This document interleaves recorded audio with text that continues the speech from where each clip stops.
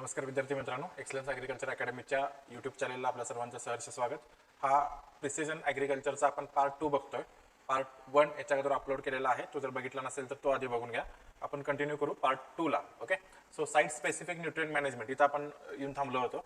आता नावातच आहे साईट स्पेसिफिक न्यूट्रिएंट मॅनेजमेंट. याचा अर्थ काय की ज्या त्या साईटची जी काही रिक्वायरमेंट आहे त्यानुसार फर्टिलायझर अप्लाय करणं किंवा न्यूट्रिएंट मॅनेजमेंट करणं. ओके, आता हे रिकमेंडेशन कशा बेसिसवर दिलं जातं? एकतर सोली प्लांट टिश्यू अनालिसिस करून किंवा सॉइल कम प्लांट अनालिसिस करून. आता याच्यामध्ये काय गृहीतक आहे बघा की प्लांट टिश्यू मध्ये किंवा क्रॉपचं जे काही न्यूट्रिएंट स्टेटस असेल, त्या प्लांटच्या टिश्यू मध्ये जे काही न्यूट्रिएंट स्टेटस असेल, that will be a best indicator of soil nutrient supply. Okay, लक्षात येतं? म्हणजे एखाद्या सॉइल मध्ये न्यूट्रिएंट सप्लाय किंवा सॉइलची फर्टिलिटी चांगली असेल तर साहजिकच प्लांटच्या टिश्यू मध्ये सुद्धा न्यूट्रिएंटचं प्रमाण जास्त असणार आहे. सो आपण डायरेक्टली प्लांट टिश्यू सुद्धा अनालिसिसला घेऊ शकतो किंवा डायरेक्ट सॉइल पण घेऊ शकतो. लक्षात येते? तर त्या बेसिसवर आहे. तर याच्यामध्ये 5 स्टेप्स आहेत. पहिला आहे सिलेक्शन ऑफ इल्ड गोल. मुळात आपल्याला किती इल्ड मुळात आपल्याला किती इल्ड पाहिजे हे आधी आपल्याला ठरवावं लागेल. सो त्या सॉइलची किंवा त्या स्पेसिफिक व्हरायटीची त्या एन्व्हायरमेंटची जी कॅपॅसिटी असेल, मॅक्झिमम कॅपॅसिटी, त्याला आपण वाय मॅक्स म्हणतो. त्या कंपॅरिझन मध्ये मिनिमम 70 to 80% आपण इल्ड गोल ठेवलं पाहिजे. ओके, लक्षात येत आहे? फक्त एक फॅक्च्युअल डेटा म्हणून घ्या, खूप डीप मध्ये जायची गरज नाही. आता त्याच्यानंतर एकदा आपण इल्ड ठरवलं तर तेवढं इल्ड मिळवण्यासाठी त्या क्रॉपची न्यूट्रिएंट रिक्वायरमेंट किती आहे हे आपल्याला शोधलं पाहिजे. लक्षात येत आहे? समजा आपण कुठल्या एका क्रॉपचं उदाहरण घ्या. समजा ए हे क्रॉप आहे. ओके, 1 हेक्टर मध्ये लावताय आणि त्याचं 100 क्विंटल आपण जर मॅक्झिमम इल्ड पकडलं, ओके, त्या कंपॅरिझन मध्ये समजा आपण टार्गेट आपलं 80 क्विंटलचं ठेवलेलं आहे. So back to next second step, assessment of crop nutrient requirement म्हणजे काय करायचं आपल्याला? 80 क्विंटलसाठी 80 क्विंटल ग्रेनचं उत्पादन येण्यासाठी आपल्याला किती न्यूट्रिएंट क्रॉपला द्यावे लागतील किंवा क्रॉपची न्यूट्रिएंट रिक्वायरमेंट किती आहे. ओके, सो याच्यासाठी एक मॉडेल वापरलेलं जातं, quantitative evaluation fertility of tropical soils. त्याला आपण क्वेफ्ट मॉडेल म्हणतो. ऑलरेडी याच्यावर पण टेस्ट सिरीजला आपण क्वेश्चन घेतलेला आहे. सो हे एक्झामच्या दृष्टीने महत्वाचं. आता एकदा आपण क्रॉप न्यूट्रिएंट रिक्वायरमेंट घेतली तर त्याच्यानंतर पुढे काय होणार आहे बघा, त्यातील इंडिजिनस न्यूट्रिएंट सप्लाय किती आहे, म्हणजे सॉइल कडून होणारा न्यूट्रिएंट सप्लाय किती आहे हे आपल्याला कॅल्क्युलेट करावं लागेल. समजा या मॉडेलनुसार वरचं एक्झाम्पल आपण घेतलं होतं, 80 क्विंटल हे आपलं टार्गेट आहे. त्याच्यासाठी आपण कन्सिडर करू की 120 kg, जस्ट एक्झाम्पल म्हणून घेतोय आपण, नायट्रोजनची रिक्वायरमेंट आहे असं आपण इमॅजिन करू. तर त्यापैकी सॉइल कडून किती सप्लाय होणार आहे क्रॉपला throughout the crop life cycle हे पण कॅल्क्युलेट करावं लागेल. समजा ते आपण कॅल्क्युलेट केलं तर एक रफली समजा 50 kg सॉइल कडून सप्लाय होतं. ओके, सो त्याच्यानंतर आपल्याला मग बाहेरून किती फर्टिलायझर द्यावे लागतील, फर्टिलायझर न्यूट्रिएंट रेट्स, ओके, ते करावं लागेल.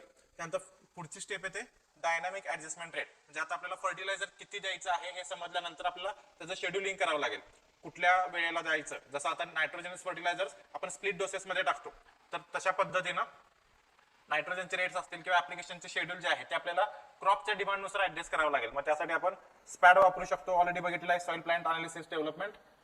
त्यानंतर लीफ कलर चार्ट. ओके, या दोन्हीपैकी काही वापरून पिकाच्या गरजेनुसार आपण ज्या त्यावेळी त्या पिकांना न्यूट्रिएंट देऊ शकतो. लक्षात आहे? हे सगळं site specific nutrient management system मध्ये येतं. हे आता आपण बघितलं ते टिपिकली फक्त प्लांट टिश्यू अनालिसिस वरती होतं. जर आपल्याला सॉइल कम प्लांट अनालिसिस वरती करायचं असेल तर आणखीन एक मेथड आहे soil test crop response. Okay, so याच्याबद्दल आपण पुढे बघतोय, फक्त हा चॅप्टर इथं एंड करू आपण. फक्त हे लक्षात ठेवा की सॉइल कम प्लांट अनालिसिस मध्ये काय येतं, soil test crop response method. आता हे जे डिसिजन्स आहेत की न्यूट्रिएंट कधी द्यायचं, केव्हा द्यायचं, किती क्वांटिटी मध्ये द्यायचं, याच्यासाठी एक सॉफ्टवेअर टूल आहे, तो मॉडेल डेव्हलप केलेला आहे, त्याला आपण न्यूट्रिएंट एक्सपर्ट म्हणतो. Okay, so it is an easy to use interactive computer based decision support tool. याचा अर्थ काय, एक्झॅक्टली सांगितलं जाईल की किती क्वांटिटी मध्ये द्यायचंय, कधी द्यायचंय, कशा पद्धतीनं जायचंय, कुठलं न्यूट्रिएंट द्यायचंय. लक्षात येतंय? सो हे नाव महत्वाचं. पुढे जाऊ, क्रॉप डिस्क्रिमिनेशन. मगाशी आपण फास्ट पार्टला पहिल्या पार्टमध्ये हा चॅप्टर आपण वर बघितला होता. इथं थोडं आपण क्रॉप एकमेकांपासून कशा पद्धतीने आपण डिस्क्रिमिनेट करू शकतो. तुम्हाला मी सांगितलं की नॉर्मल आय पेक्षा मल्टीस्पेक्ट्रल कॅमेरामध्ये डिटेल्स जास्त दिसतात, मल्टीस्पेक्ट्रल कॅमेरापेक्षा हायपर स्पेक्ट्रल कॅमेरामध्ये डिटेल्स आपल्याला जास्त दिसतात. ओके, सो फीचर एक्स्ट्रॅक्शन, जे काय आता समजा ही इमेज आहे, ओके, तर याच्यापासून आपण फीचर कशा पद्धतीने एक्स्ट्रॅक्ट करतोय.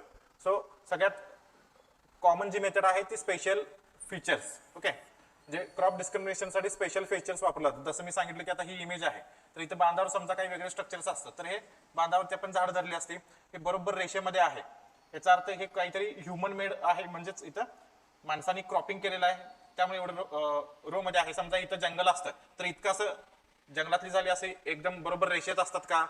नेचरमध्ये कशाही पद्धतीने ग्रोथ असणार आहे, त्याला काय असं ठराविक पॅटर्न असणार नाही. सो टेक्स्चरच्या साहाय्याने आपण ते डिस्क्रिमिनेट करू शकतो, ह्याला आपण स्पेशल फीचर्स म्हणतो. लक्षात येत आहे? सो एलिमेंट्स कुठले कुठले? टेक्स्चर, कंटेक्स्चर आणि जिओमेट्री, त्याचा शेप काय आहे ते. कुठले कुठले मल्टीस्पेक्ट्रल सॅटेलाइट्स आपण यूज करू शकतो, याच्यावर क्वेश्चन आलेला. GOI, इकॉनॉस 2, क्विकबर्ड 2, याची जे स्पेशल रिझोल्युशन आहे that is less than 4 metre. याचा अर्थ काय? त्या इमेज मध्ये एक जो पिक्सल असेल, ओके, त्याचं डायमेन्शन 4 मीटरचा असणार आहे. लक्षात येत आहे? सो खूप डिटेल्स मध्ये आपल्याला स्पेशल फीचर्स बघता येतात. सो हे याच्यावरती क्वेश्चन ऑलरेडी आलेला आहे. आता टेक्स्चर आपण कशा पद्धतीनं टेक्स्चरचा उपयोग करून इमेज मधल्या ज्या गोष्टी आहेत जशा कशा डिस्टिंग्विश करू शकतो, म्हणजे रोड कुठले आहेत, प्लांट कुठला आहे, बीड्स काय आहेत किंवा कुठे आहेत, ट्रीज प्लांटेशन कुठं आहे, फार्म हाऊस किंवा बिल्डिंग कुठं आहे त्या ओव्हरऑल इमेज मध्ये, हे आपण टेक्स्चरच्या सहाय्याने ओळखू शकतो. तर त्यामध्ये एक बेसिक मगाशी जे सांगितलं, texture distinguish between regular textures manifested by manmade object. Okay, शेती करत असतील तर एका रो मध्ये लावलं जाईल पिकं, ओके, किंवा घरं असतील तर त्याला काहीतरी पॅटर्न असेल रोडच्या कडेला. लक्षात येत आहे? So regular texture it distinguishes from irregular manner that of natural object. जसं मी सांगितलं, जंगलामध्ये झाडं कशाही पद्धतीने वाढतील. सो टेक्स्चरचा वापर करून अशा पद्धतीने आपण फीचर्स ओळखू शकतो. ओके, जसं आता इथे इमेज मध्ये बघितलं की आपण वेगवेगळे क्रॉप कशा पद्धतीने आयडेंटिफाय करू शकतो. बघा, हे बघितलं तर हे क्रॉप सेमच आहेत, हे तिन्ही प्लॉट्स बरोबर, हे पण सेमच क्रॉप आहे. आता हे जर ए म्हटलं तुम्ही, तर हे क्रॉप वेगळा आहे, इथं टेक्स्चरवरून तुम्हाला दिसेल. हे क्रॉप वेगळा आहे, हे आणि हे पण सी आहे, हे पण सी आहे, इथं इमेज मध्ये दाखवलेलं आहे. लक्षात येत आहे?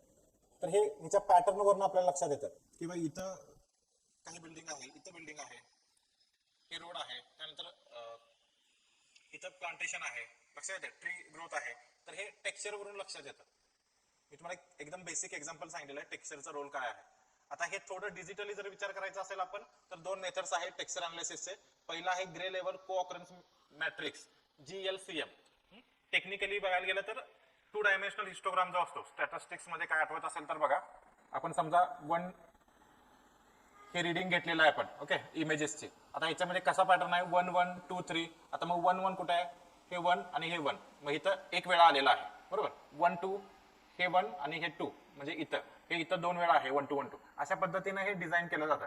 सो हे काय एक्झामला विचारलं जाणार नाही. एक्झामला काय विचारलं जाईल की GLCM जे आहे, co-occurrence matrix, okay, that is related to textural analysis related आहे. सॉइल सायन्स आणि इथं कन्फ्युज करू नका. ओके, इथं इमेज मधल्या टेक्स्चर वरून आपण ओळखणार आहे, म्हणजे किती इमेज स्मूथनेस आहे, किती रफनेस आहे याच्यावरून. Okay, so grey level co-occurrence matrix. आता त्याच्यामध्ये हे डिटेल्स आहेत, पण मला नाही वाटत विचारतील. वन टाइम तुम्ही रीड करू शकता पॉज करून. ओके, पुढे जाऊ आपण. दुसरं एक मेथड आहे लोकल बायनरी पॅटर्न. ओके, सगळ्यांना माहित आहे की आता कम्प्युटरची लँग्वेज 0 आणि 1 मध्ये असते. अगदी आपण लहानपणापासून तुम्ही ज्यावेळी तुम्हाला IT विषय वगैरे आला असेल हायस्कूलला किंवा ज्युनियर कॉलेजला, तर त्यावेळी तुम्ही शिकला असेल की 0 किंवा MSc मध्ये बघितलं असेल, त्याला आपण बायनरी लँग्वेज म्हणतो, 0 आणि 1. तर तशा पद्धतीनं जी इमेज आहे ती बायनरी याच्यामध्ये कन्वर्ट केली जाते. ओके, लक्षात येते? अशा पद्धतीनं. मग त्याच्यापासून कसं हे करतात तर एवढ्या डिटेलमध्ये आपल्याला जायची गरज नाही. फक्त एवढंच लक्षात ठेवा, local binary pattern LBP, that is one of the method of textural classification. Okay, पुढे जाऊ. Spectral features for crop discrimination. आता जसं मी तुम्हाला सांगितलं की प्रत्येक प्लांट मध्ये असणारं क्लोरोफिल कंटेंट आहे ते वेगळं असेल.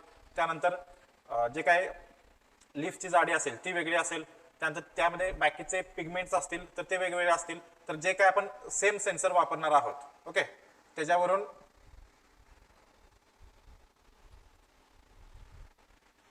ओके, सो प्लांटचे लीफ जे आहे, लीफची जाडी वेगळी असेल, त्यामधलं क्लोरोफिल कंटेंटचं प्रमाण कमी जास्त असेल, त्यामध्ये बाकीचे पिगमेंट्स असू शकतात. सो जे काय आपण सेम सेन्सर वापरणार आहोत किंवा जे काय सेम आपण बांड वापरणार आहोत, हायपर स्पेक्ट्रल कॅमेराज वगैरे वापरणार आहोत, तर त्यातून प्रत्येक क्रॉप मधून जे काय रिफ्लेक्शन येणार आहे ते वेगवेगळ्या पद्धतीचं असेल. मग आपण एकदा व्हीट क्रॉपच्या लीप पासून अशा पद्धतीनं रिफ्लेक्शन येतं, हे आपण एकदा शिकलो. किंवा व्हीट क्रॉप मधल्या पर्टिक्युलर या व्हरायटी मधून असं रिफ्लेक्शन येतं किंवा हा बँड मध्ये अशी पिक्युलर कॅरेक्टरिस्टिक दिसतात. हे ट्रायल एररने वेगवेगळे बँड्स वापरून ज्यावेळी सायंटिस्ट असतील किंवा याच्यामध्ये जे कोण रिमोट सेन्सिंगचे तज्ञ वगैरे असतील तर ते ज्यावेळी स्टँडर्डायझेशन करतात एखाद्या पर्टिक्युलर क्रॉपच्या बाबतीमध्ये कुठला बँड वापरायचा, ओके, तर तो पुढे कॅरी फॉरवर्ड केला जातो. लक्षात येत आहे? तर इथे बघा थोडं बेसिक सांगतो तुम्हाला. Chlorophyll absorbs strongly in the blue and red regions. म्हणजेच ब्ल्यू आणि रेड कलर आहे तर ऍब्सॉर्ब करतं, त्यामुळेच ग्रीन रिफ्लेक्शन होतं आणि आपल्याला प्लांट हे ग्रीन दिसतात. त्यामध्ये क्लोरोफिल जे असतं ते ग्रीन रिफ्लेक्ट करतं म्हणून. लक्षात येत आहे? ओके, सो हे सगळ्यांना माहित आहे. त्याला आपण आता फक्त टेक्निकली भाषेत शिका की ब्ल्यू ची रेंज काय आहे 0.4 to 0.5 मायक्रोमीटर आणि रेडची 0.68 micrometre. So this is called as chlorophyll absorption band. लक्षात येत आहे? आता जर एखादा प्लांट हेल्दी असेल तर अशा वेळी त्याचा स्पेक्ट्रल रिफ्लेक्टन्स सिग्नेचर जो आहे तो सगळ्यात जास्त कुठे असतो? 0.7 मायक्रोमीटर. एक्झामच्या दृष्टीने हे महत्वाचं. ओके, आता त्याच्या बियॉन्ड आपण जर गेलो त्याला आपण काल मॅप बघितलेला आपण VIBGYOR. ओके, रेड कलर नंतर पुढे ज्यावेळी आपण जातो that is infrared. Okay, so near infrared range मध्ये ही रेंज काय आहे? 0.7 मायक्रोमीटर टू 1.3 मायक्रोमीटर. तर या रेंज मध्ये रिफ्लेक्शन जे आहे ते 40 ते 60% असतं. ओके, बाकीचं जे आहे ते ट्रान्समिट होतं आणि काही 5% आहे ते ऍब्सॉर्ब होतं. आता इमॅजिन करा हे जर लीव्ज असेल, ओके, मी असं साईडने लीव्ह तुम्हाला दाखवतोय, ही जाडी आहे, इकडे सूर्यप्रकाश पडणार आहे याच्यावरती. आता याच्यातील काही डायरेक्ट सरफेसवरून रिफ्लेक्शन होईल, काही रिफ्लेक्शन आहे ते लीव्हच्या आत जाईल. आता लीव्हच्या आत गेल्यानंतर तिथं सेल्स असतील, सेल्समध्ये मोकळ्या जागा असतील. ओके, जे काही सेलचं स्ट्रक्चर वेगवेगळं असेल त्यामध्ये क्लोरोफिल असेल, इथून हे रिफ्लेक्शन होणार आहे. लक्षात येतं? तर प्रत्येक प्लांटच्या लीव्हचं इंटरनल स्ट्रक्चर जे आहे ते वेगवेगळं असतं. त्यामुळे याच्यातून होणारं रिफ्लेक्शन जे आहे जे सेन्सरमध्ये कॅच होईल रिफ्लेक्शन ते सुद्धा वेगवेगळं असणार आहे. सो याच्यावरून एकदा स्टँडर्डाइज केलं की व्हीटचं रिफ्लेक्शन असं येतं, पॅडीचं अशा पद्धतीने येतं, तर आपल्याला ते क्रॉप आयडेंटिफाय करता येतात. लक्षात येत आहे? So high reflectance in near infrared is due to scattering of a light in the intercellular volume of the leaves. Mesophyll. Okay. Structural variability in leaves in this range allows one to differentiate between species. म्हणजे नेमकी कुठली species आहे, कुठला plant आहे हे याच्यावरून identify होतं. लक्षात येत आहे? आता बियॉन्ड 1.3 मायक्रोमीटर गेला म्हणजे नियर इन्फ्रारेड पासून पुढे जर गेला, ओके, तर मोस्टली ते सगळं एकतर ऍब्सॉर्ब होणार आहे किंवा सगळं रिफ्लेक्ट होणार आहे. सो आपल्या दृष्टीनं किंवा रिमोट सेन्सिंगच्या दृष्टीनं इतकं काही महत्वाचं नाही. ओके, सो 0.7 to 1.3 मध्ये जनरली हाय रिफ्लेक्टन्स असतो. ओके, त्यानंतर समजा प्लांट टिश्यू मध्ये किंवा त्या प्लांट मध्ये ओव्हरऑल किती वॉटर आहे हे शोधायचं असेल तर त्याचे सुद्धा ऍब्सॉर्प्शन बँड आहेत. जसं 1.4, 1.9 आणि 2.7 मायक्रोमीटरच्या बँड मध्ये प्लांट मधलं वॉटर कंटेंट आपण एस्टिमेट करू शकतो, ज्याच्यावरून आपल्याला लक्षात येईल की प्लांट वॉटर स्ट्रेस कंडिशन मध्ये आहे की नाही. ओके, सो हे फक्त फॅक्च्युअल डेटा आहे, पाठ करा. पुढचं आहे की बँड सिलेक्शन. आता मी तुम्हाला सांगितलं की हायपर स्पेक्ट्रल कॅमेरामध्ये 100च्या वर बँड्स आहेत. आता त्यातील आपण वॉटर कंटेंटसाठी 2-3 बँड शोधून काढले. तर तशा पद्धतीनं कुठल्या फीचरसाठी आपल्याला रिसर्च करायचा आहे किंवा कुठल्या फीचरसाठी त्या इमेज मधून आपल्याला डेटा काढायचा आहे तर त्याच्यासाठी कुठलं स्पेसिफिक बँड वापरायचं हे ठरलेलं असताना हे ट्रायल एरर मधून होतं.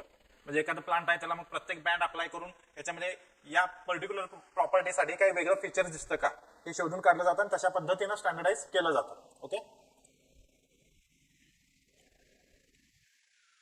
आता प्लांट मध्ये जी व्हेजिटेशन प्रॉपर्टी आपण हायपर स्पेक्ट्रल ह्याच्यातून कॅमेरातून आपण बघणार आहे किंवा बँड मधून बघणार आहे तर 3 कॅटेगरी आपण त्यामध्ये स्टडी करू शकतो. पहिला आहे त्या प्लांटची structural category. Okay, structural property जसं की लीफ कव्हर किती आहे, लीफ बायोमास किती आहे, लीफ एरिया इंडेक्स किती आहे, त्यानंतर फ्रॅक्शनल ऍब्सॉर्ब्ड फोटोसिंथेटिकली ऍक्टिव्ह रेडिएशन किती आहे हे लॉंग फॉर्मला विचारू शकतो.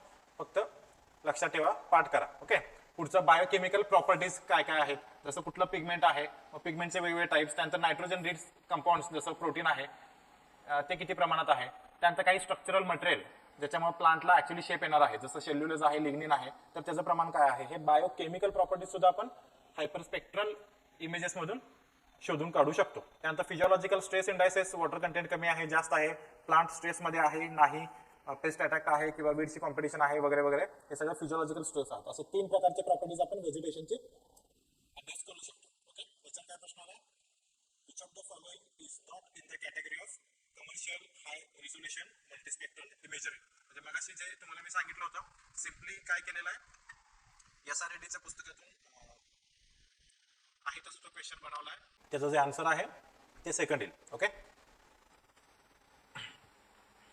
बाकी सगळे मल्टीस्पेक्ट्रल इमेजेसशी रिलेटेड आहेत.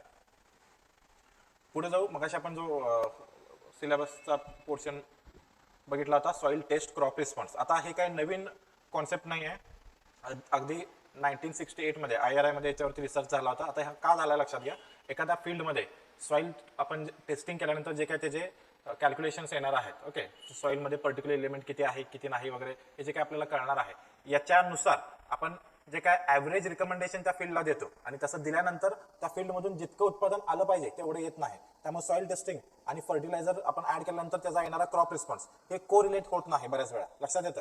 सो याच्यासाठी आपल्याला मॅक्झिमम स्पॉटवरून सॉइल टेस्टिंग डेटा कलेक्ट करायला लागतो, जे आपण प्रिसिजन फार्मिंग मध्ये करतो. ग्रीड सॅम्पलिंग वगैरे आपण बघितलेलं आहे. सो हा प्रॉब्लेम सॉर्ट आउट करण्यासाठी soil test crop response approach आला. आता याच्यामध्ये कुठल्या कुठल्या गोष्टी विचारात घेतल्या जातात बघा. एक तर सॉइलची फर्टिलिटी काय आहे, म्हणजे सॉइलमध्ये अवेलेबल असणारे न्यूट्रिएंट किती आहेत. सो ऑफकोर्स हे सॉइल टेस्टिंग वरून घेतलं जातं. त्यानंतर किती फर्टिलायझर आपण ऍड करू शकतो किंवा करावं लागेल, ऍडेड फर्टिलायझर्स किती आहेत, केमिकल फर्टिलायझर धरू आपण, ओके, आणि त्याच्यानंतर ऍडेड ऑर्गॅनिक मॅन्युअर किती आहे. तर हे सगळं याच्यामध्ये सॉइल टेस्ट क्रॉप रिस्पॉन्स मध्ये बघितलं जातं. त्याचे ऑब्जेक्टिव्ह काय आहेत, to prescribe fertilizer doses for a given crop based on soil test values to achieve targeted yield in a specific agroclimatic region. Okay, जसं आपण मोगम देतो बघा की पर्टिक्युलरली पुण्यातल्या या तालुक्यामध्ये मातीमध्ये या न्यूट्रिएंटचं प्रमाण कमी आहे, हे मोगम झालं. आता एखाद्या गावात जास्त असू शकतं, इव्हन विदिन एका गावात खडकाळ जमिनीवरती वेगळा असू शकते, नदीच्या खोऱ्याच्या आसपास जी जमीन असेल तिथं न्यूट्रिएंट कंटेंट वेगवेगळा असू शकतो. त्यानंतर अक्रॉस आता वेस्टर्न घाट धरा, त्यानंतर रेन शॅडो एरिया धरा, तर याच्यामध्ये वेदर कंडिशन्स मध्ये वेगवेगळं आहे, त्यामुळे सॉइल प्रॉपर्टीज बदलू शकतात. सो अॅग्रोक्लायमॅटिक झोन नुसार सुद्धा आपण फर्टिलायझर रिकमेंडेशन इथं देणं अपेक्षित आहे. आणि अल्टिमेट काय, टार्गेटेड इल्ड अचीव्ह करणं. Okay, so by using mathematical equations for different crops and agroclimatic zone separately. लक्षात येत आहे. सो असं सगळ्यांना एकच इथं फॉर्म्युला लागू नाही आहे. ओके, सो बॅक टू आता इथं फर्टिलायझर रिकमेंडेशन आपण जे करतो तर हे फक्त स्टेटमेंट म्हणून लक्षात ठेवा, खूप काही डीपमध्ये जायचं नाही. रिग्रेशन अनालिसिस स्टॅटिस्टिकल कॉन्सेप्ट आहे, इथं पाठ करून टाका, खूप काही डिटेलमध्ये जायची गरज नाही. रिग्रेशन अनालिसिस वरती ओके आपण फर्टिलायझर रिकमेंड करतो, जेवढं काय मॅक्झिमम इल्ड आहे त्याचा किती पर्सेंटेज आपल्याला इल्ड पाहिजे त्याच्यानुसार आपण रिग्रेशन अनालिसिस करतो. ओके, एवढं त्याच्यामध्ये एक्झाम पॉईंट ऑफ व्ह्यू महत्वाचा आहे. हा फॉर्म्युला विचारला जाऊ शकतो. एखाद्या क्रॉपची न्यूट्रिएंट रिक्वायरमेंट म्हणजे काय, ओके, हे बघू आपण. आता त्या फील्डमधून समजा आपण 100 क्विंटल ओके किंवा 100 क्विंटल घ्या, क्विंटल पर हेक्टर आहेत, इतकं इल्ड ग्रेन इल्ड आलेला आहे. ओके, तर आता जे काही न्यूट्रिएंट आपण सॉइल मध्ये अप्लाय करतो, प्लांट ऍब्सॉर्ब करतं, हे सगळं ग्रेन मध्ये जाऊन बसणार आहे का, नाही. प्लांट आपल्या ग्रोथला वापरेल, रूटच्या ग्रोथला किंवा स्टेमच्या ग्रोथला किंवा लिव्हज ग्रोथला असेल, बरोबर. सो ग्रेन सोडून बाकीच्या प्लांट टिश्यू मध्ये सुद्धा हे न्यूट्रिएंट असणार आहे. म्हणजेच प्लांटची टोटल न्यूट्रिएंट रिक्वायरमेंट जी असते ती काय असते, ग्रेन मध्ये असलेलं न्यूट्रिएंट प्लस त्या स्ट्रॉ मध्ये, म्हणजे टोटल प्लांटच्या बायोमास मध्ये. ओके, वाळल्यानंतर आपण त्याला स्ट्रॉ म्हणणार आहे. तर त्या दोघांमध्ये मिळून, ग्रेन प्लस स्ट्रॉ मिळून जे न्यूट्रिएंट त्याच्यामध्ये होतं तेवढी प्लांटची रिक्वायरमेंट होते. लक्षात येतं. मग आपण न्यूट्रिएंट रिक्वायरमेंट काढताना काय काढणार आहे की पर क्विंटल ग्रेन साठी किती टोटल आपल्याला न्यूट्रिएंट लागतात. हे पर क्विंटल ग्रेन साठी आपण काय काढतोय, कारण आपण टार्गेटेड इल्ड ठरवलेला आहे. समजा आपण एखाद्या फील्ड मधून टार्गेट जर 200 क्विंटलचं ठरवलेलं असेल, ओके, तर या फॉर्म्युलामध्ये टाकून ग्रेन च्या बायोमास मध्ये किती न्यूट्रिएंट आहेत, त्यानंतर स्ट्रॉ मध्ये किती न्यूट्रिएंट आहेत हे कॅल्क्युलेशन आपण करणार. फॉर एक्झाम्पल इथं करू आपण, समजा ग्रेन मध्ये जस्ट एक्झाम्पल म्हणून आपण घेऊ. ओके, 150 kg न्यूट्रिएंट आहे, त्यानंतर स्ट्रॉ मध्ये समजा 250 आहे. ओके, तर याच्यातून काय येणार, 400/100 म्हणजे 4 kg per quintal of grain इतकं न्यूट्रिएंट लागणार आहे या कॅल्क्युलेशन नुसार. लक्षात आलं. तर समजा आपलं टार्गेट 200 क्विंटलचं असेल तर गुणिले 2 करावं लागेल, म्हणजेच 800 kg न्यूट्रिएंट आपल्याला ऍड करावं लागेल. सिंपल. लक्षात आलं. टोटल न्यूट्रिएंट रिक्वायरमेंट म्हणजे काय, ग्रेन आणि स्ट्रॉचं एकत्रित केलं जाईल. आता त्यानंतर सॉइल इफिशियन्सीकडे येऊ. सॉइल टेस्ट व्हॅल्यू नुसार सॉइल मध्ये किती न्यूट्रिएंट आहेत, समजा 100 आहे, 100 kg न्यूट्रिएंट आहे. ओके, त्यानंतर total nutrient Uptake in control condition, त्यानंतर प्लांटनी किती न्यूट्रिएंट अपटेक केलं, त्यातून किती शोषून घेतलं. सॉइल मध्ये समजा 100 किलो असेल तर एखादा क्रॉप लावलं तर सगळं 100 किलोच्या किलो प्लांट घेऊ शकणार आहे का, नाही घेणार. समजा 40 किलो घेतलेला आहे. ओके, तर या केसमध्ये सॉइलची इफिशियन्सी काय आहे तर 40% आहे. ओके, 100 kg न्यूट्रिएंट होतं सॉइलमध्ये, प्लांटनी 40 kg ऍब्सॉर्ब केलेला आहे, अपटेक केलेला आहे. So that is soil efficiency. So आता किती फर्टिलायझर आपण ऍड करणार आहे, त्या फर्टिलायझरची इफिशियन्सी आपण कशी काढू, तर इथे बघा, इथे फक्त कौस पाहिजे या इमेजमध्ये. टोटल न्यूट्रिएंट अपटेक इथं आपण घेतलेला आहे, किती प्लांटला लागणार आहे ते टोटल न्यूट्रिएंट अपडेट. त्यानंतर सॉइल टेस्ट व्हॅल्यू, सॉइल मध्ये किती न्यूट्रिएंट आहे गुणिले सॉइल न्यूट्रिएंट इफिशियन्सी. ओके, म्हणजे या केसमध्ये सिंपली समजा 100 kg सॉइल मध्ये आहे आणि सॉइल न्यूट्रिएंट इफिशियन्सी आपण 40% धरलेला आहे, गुणिले 40% केलं म्हणजे किती इथं 40 येणार, बरोबर. आणि टोटल न्यूट्रिएंट या एक्झाम्पल प्रमाणे आपण मगाशी किती सांगितलं, 800 kg जर आपल्याला पाहिजे असेल. ओके, आणि इथं सॉइल मधून 40 मिळणार असेल भागिले ग्रेन इल्ड, म्हणजे आपल्याला ग्रेनचं किती इल्ड पाहिजे ते इथं टाकून घेतलं तर आपण त्याची फर्टिलायझर इफिशियन्सी येणार. लक्षात येत आहे, हे एवढं कॅल्क्युलेशन याच्यासाठी सांगतोय, तुम्हाला फॉर्म्युले पाठ करावे लागणार नाहीत. याच्यामध्ये महत्वाचं एवढंच आहे, टोटल न्यूट्रिएंट रिक्वायरमेंट, त्यानंतर सॉइल इफिशियन्सी तुम्हाला कळालं तर फर्टिलायझर इफिशियन्सी याच्यावरून सिम्पली काढू शकताय. ओके, पुढचा पार्ट आहे मॉडेलिंग आणि सिम्युलेशन. आता सिम्युलेशन कशाला म्हणतात बघा, एक स्टेटमेंट वाचू मग तुम्हाला एक्सप्लेन करतो. A technique for studying real world dynamical system by imitating their behaviour. Okay, using mathematical model of a system implemented on a digital computer. आता हे वाचून काय समजलं नसेल तर सिम्पली सांगतो. समजा तुम्हाला विमान उडवायचं, पायलटचं लायसन घ्यायचं आहे. ओके, तर जसं आपण 2 व्हीलर किंवा 4 व्हीलर बाहेर आता शिकवणाऱ्या कंपन्या आहेत, तशा पायलटचं ट्रेनिंग देणाऱ्या कंपन्या असतील तर डायरेक्ट पहिल्या दिवशी तुमच्या हातात ते प्लेन देणार आहेत का, लक्षात येते का बघा. प्लेन खूप कॉस्टली असणार आहे, थोडीशी ही चूक जर असेल तर प्रॉब्लेमॅटिक ठरू शकतं. सो अशा केसमध्ये काय केलं जातं, तुम्ही प्लेन चालवताय तशा पद्धतीनं सिम्युलेशन तयार केलं जातं. एक चेंबर असणार आहे, त्याच्यामध्ये स्क्रीन्स असतील, सेम तशी बटणं असतील, फक्त तुम्ही चालवत असताना तुम्हाला खिडकीतनं समोरचं दिसण्याऐवजी तुम्हाला स्क्रीनला ते दिसेल. आता सेम तशा पद्धतीचं बऱ्याचशा सिटीजमध्ये आरटीओ ऑफिसेसमध्ये किंवा जे लायसन्स देणारे एजंट्स वगैरे आहेत तर त्यांच्या ऑफिसेसमध्ये जे आरटीओ मान्यता प्राप्त आहेत असे सायम्युलेशन मॉडेल आलेले आहेत, ज्याच्यावरती बसून तुम्ही गाडी रिव्हर्स इकडे तिकडे करू शकता. इकडे असे कॅमेरे स्क्रीन लावलेले असतात, त्यामध्ये तुम्हाला गाडीत बसल्याचा फील होतो. म्हणजे याच्यामध्ये रिस्क काय, सुरुवातीची जे ट्रेनिंग आहेत ह्याच्यामधून जातं, प्लस याच्यामध्ये कॉस्ट सेव्हिंग पण आहे. विमान एकदा उडवायचं किंवा नुसतं त्याचं सुरुवातीला हातात घेऊन ट्रेनिंग जरी घ्यायचं म्हटलं तरी खूप मोठा खर्च आहे, त्यामध्ये इथं खर्च पण वाचतो, प्लस रिस्क कमी होते. लक्षात येते इथं सिम्युलेशन. आता ते उदाहरण अप्लाय करूया, technique of studying real world dynamical system. आता इथे रिअल वर्ल्ड डायनॅमिकल सिस्टम म्हणजे काय, विमान चालवणं डायनॅमिक सिस्टम आहे, बरेचसे फॅक्टर्स त्यामध्ये अफेक्ट करतात. So by imitating their behaviour, आता ऍक्च्युअली विमान चालवताना कसं आपल्याला दिसतं, कसा आवाज येतो, कुठली कुठली बटणं आहे, त्यानुसार कसं मागं पुढे होणार आहे, हे सगळं बिहेवियर मॅनेज केलेलं असतं. किंवा हे 4 व्हीलरच्या ट्रेनिंगमध्ये आरटीओ ऑफिसचं तिथं काय असणार आहे, तुम्ही मागचा गेअर टाकला की लगेच तुम्हाला इथं आरसा दिसेल आणि आरशामध्ये मागं रस्त्यावरचे जे काय असेल, म्हणजे तुम्ही असणाऱ्या खोलीतच पण मागे असं फील केलं जाईल की तुम्ही रस्त्यावरती आहात आणि मागं काही व्हेकल्स येतात ते तुम्हाला दिसते. लक्षात येतं. सो हे इमिटेट केलेलं आहे बिहेवियर युझिंग मॅथमॅटिकल मॉडेल. आतापर्यंत विमानाचा असेल किंवा 4 व्हीलरचा जो काही डेटा आहे, कशा पद्धतीनं स्टिअरिंग फिरवल्यानंतर किती अँगलने हे फिरतं, हे सगळा डेटा कॅल्क्युलेट करून तसं मॉडेल बनवलेलं असतं. Okay, implemented on a digital computer. लक्षात आलं सिम्युलेशनचं सिम्पल मिनिंग. सो हेच आहे पुन्हा एकदा, viewed as a numerical technique for solving complicated probability models. Okay, आता सेम आणखीन एक उदाहरण घेऊया. समजा एखाद्या टिपिकल क्षमतेचा अनुभव एखाद्या देशाने तयार केलेला आहे. ओके, जो आधी टेस्ट केलेला आहे त्याच्या 1000 पट विनाशकारी आहे असं त्याचा डेटा सांगतो. ओके, किंवा त्याची ती कॅपॅसिटी सांगते. तर अशा वेळी प्रत्येक वेळी टेस्टिंग करूनच बघायला पाहिजे का तेवढे विध्वंसकारी आहे का. याच्याबद्दल जे आपण अनुभव टेस्ट केलेला असतात त्याचा काहीतरी डेटा असेल, त्यावेळी सेन्सर्स बसवले असतील, कशा पद्धतीने इम्पॅक्ट होतो, तर तो डेटा वापरून आता त्या नवीन क्षमतेमध्ये तो कशा पद्धतीने बिहेव करेल.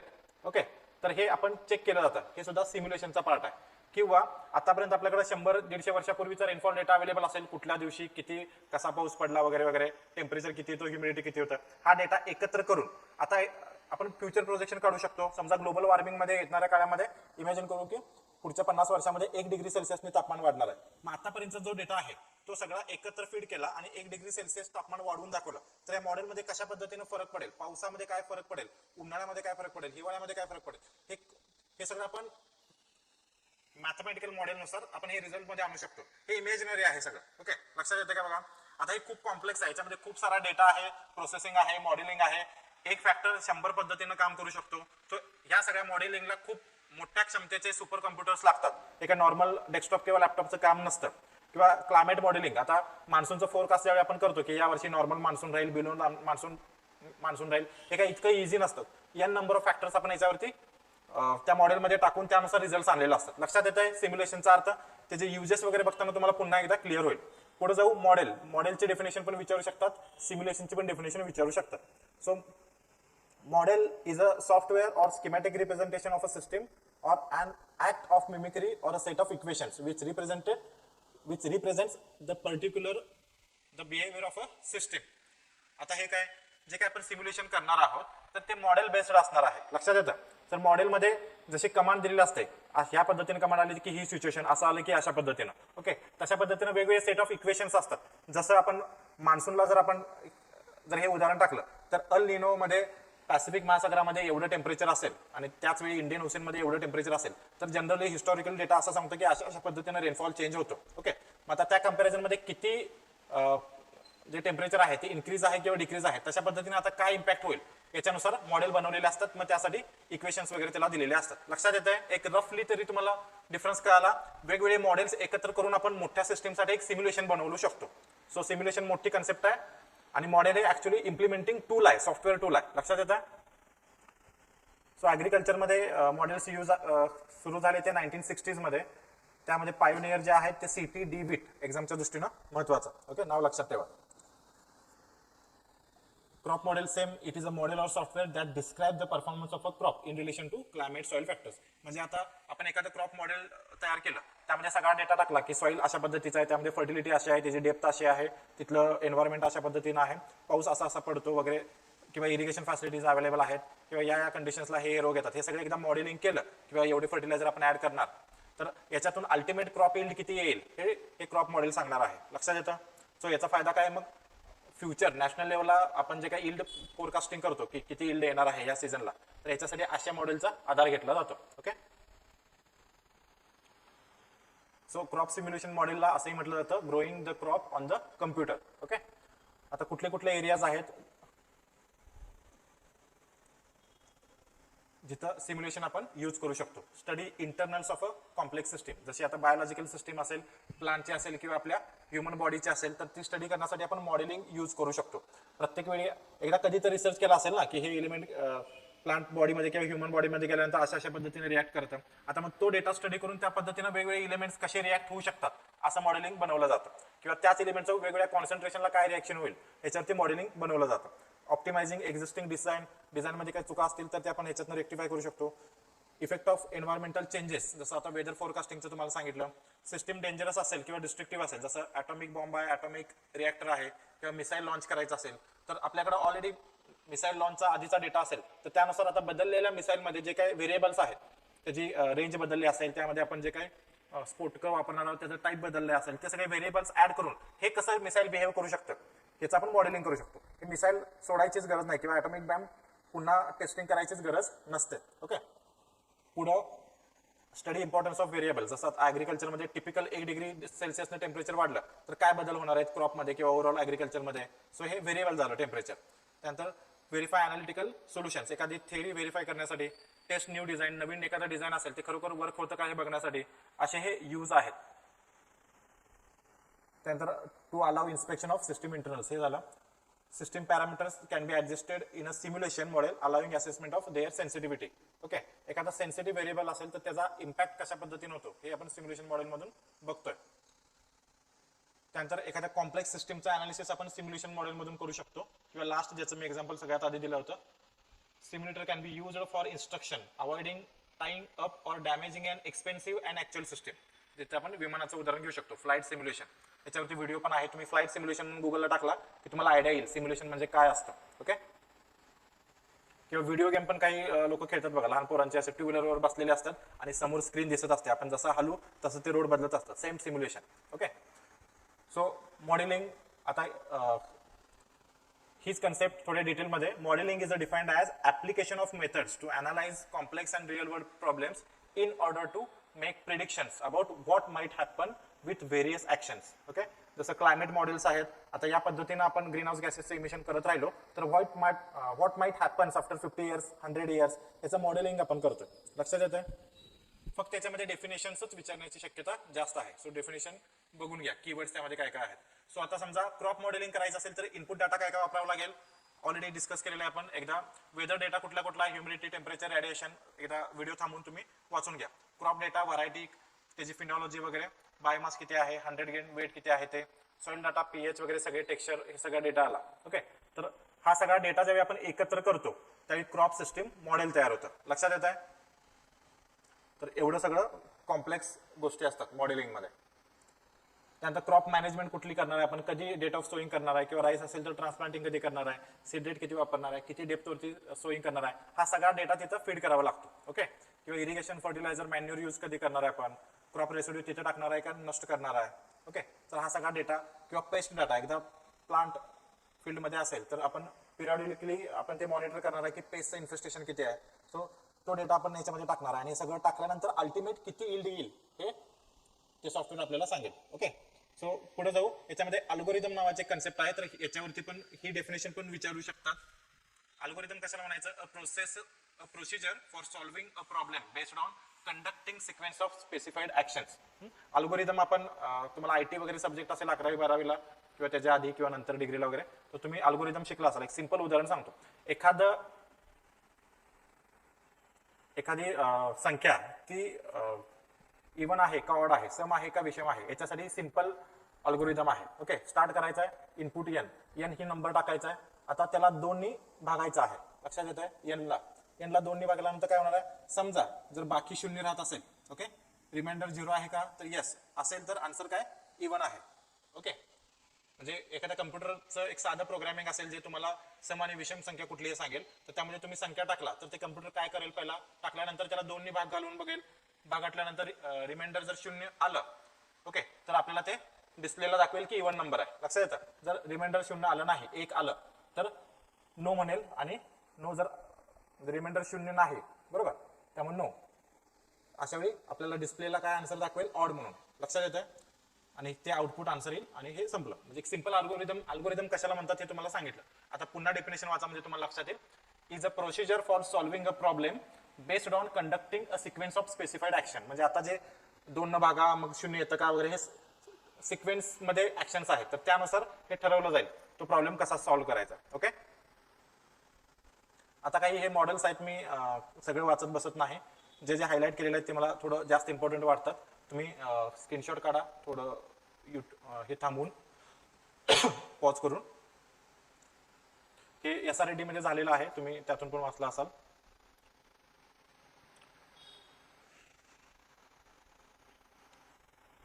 ओके, आता मॉडेलचे यूज काय आहे त्याच्यावरती काही क्वेश्चन आलेलं नाही आहे, फक्त एकदा वाचून घ्या. रिसर्च अंडरस्टँडिंग बेटर होतं.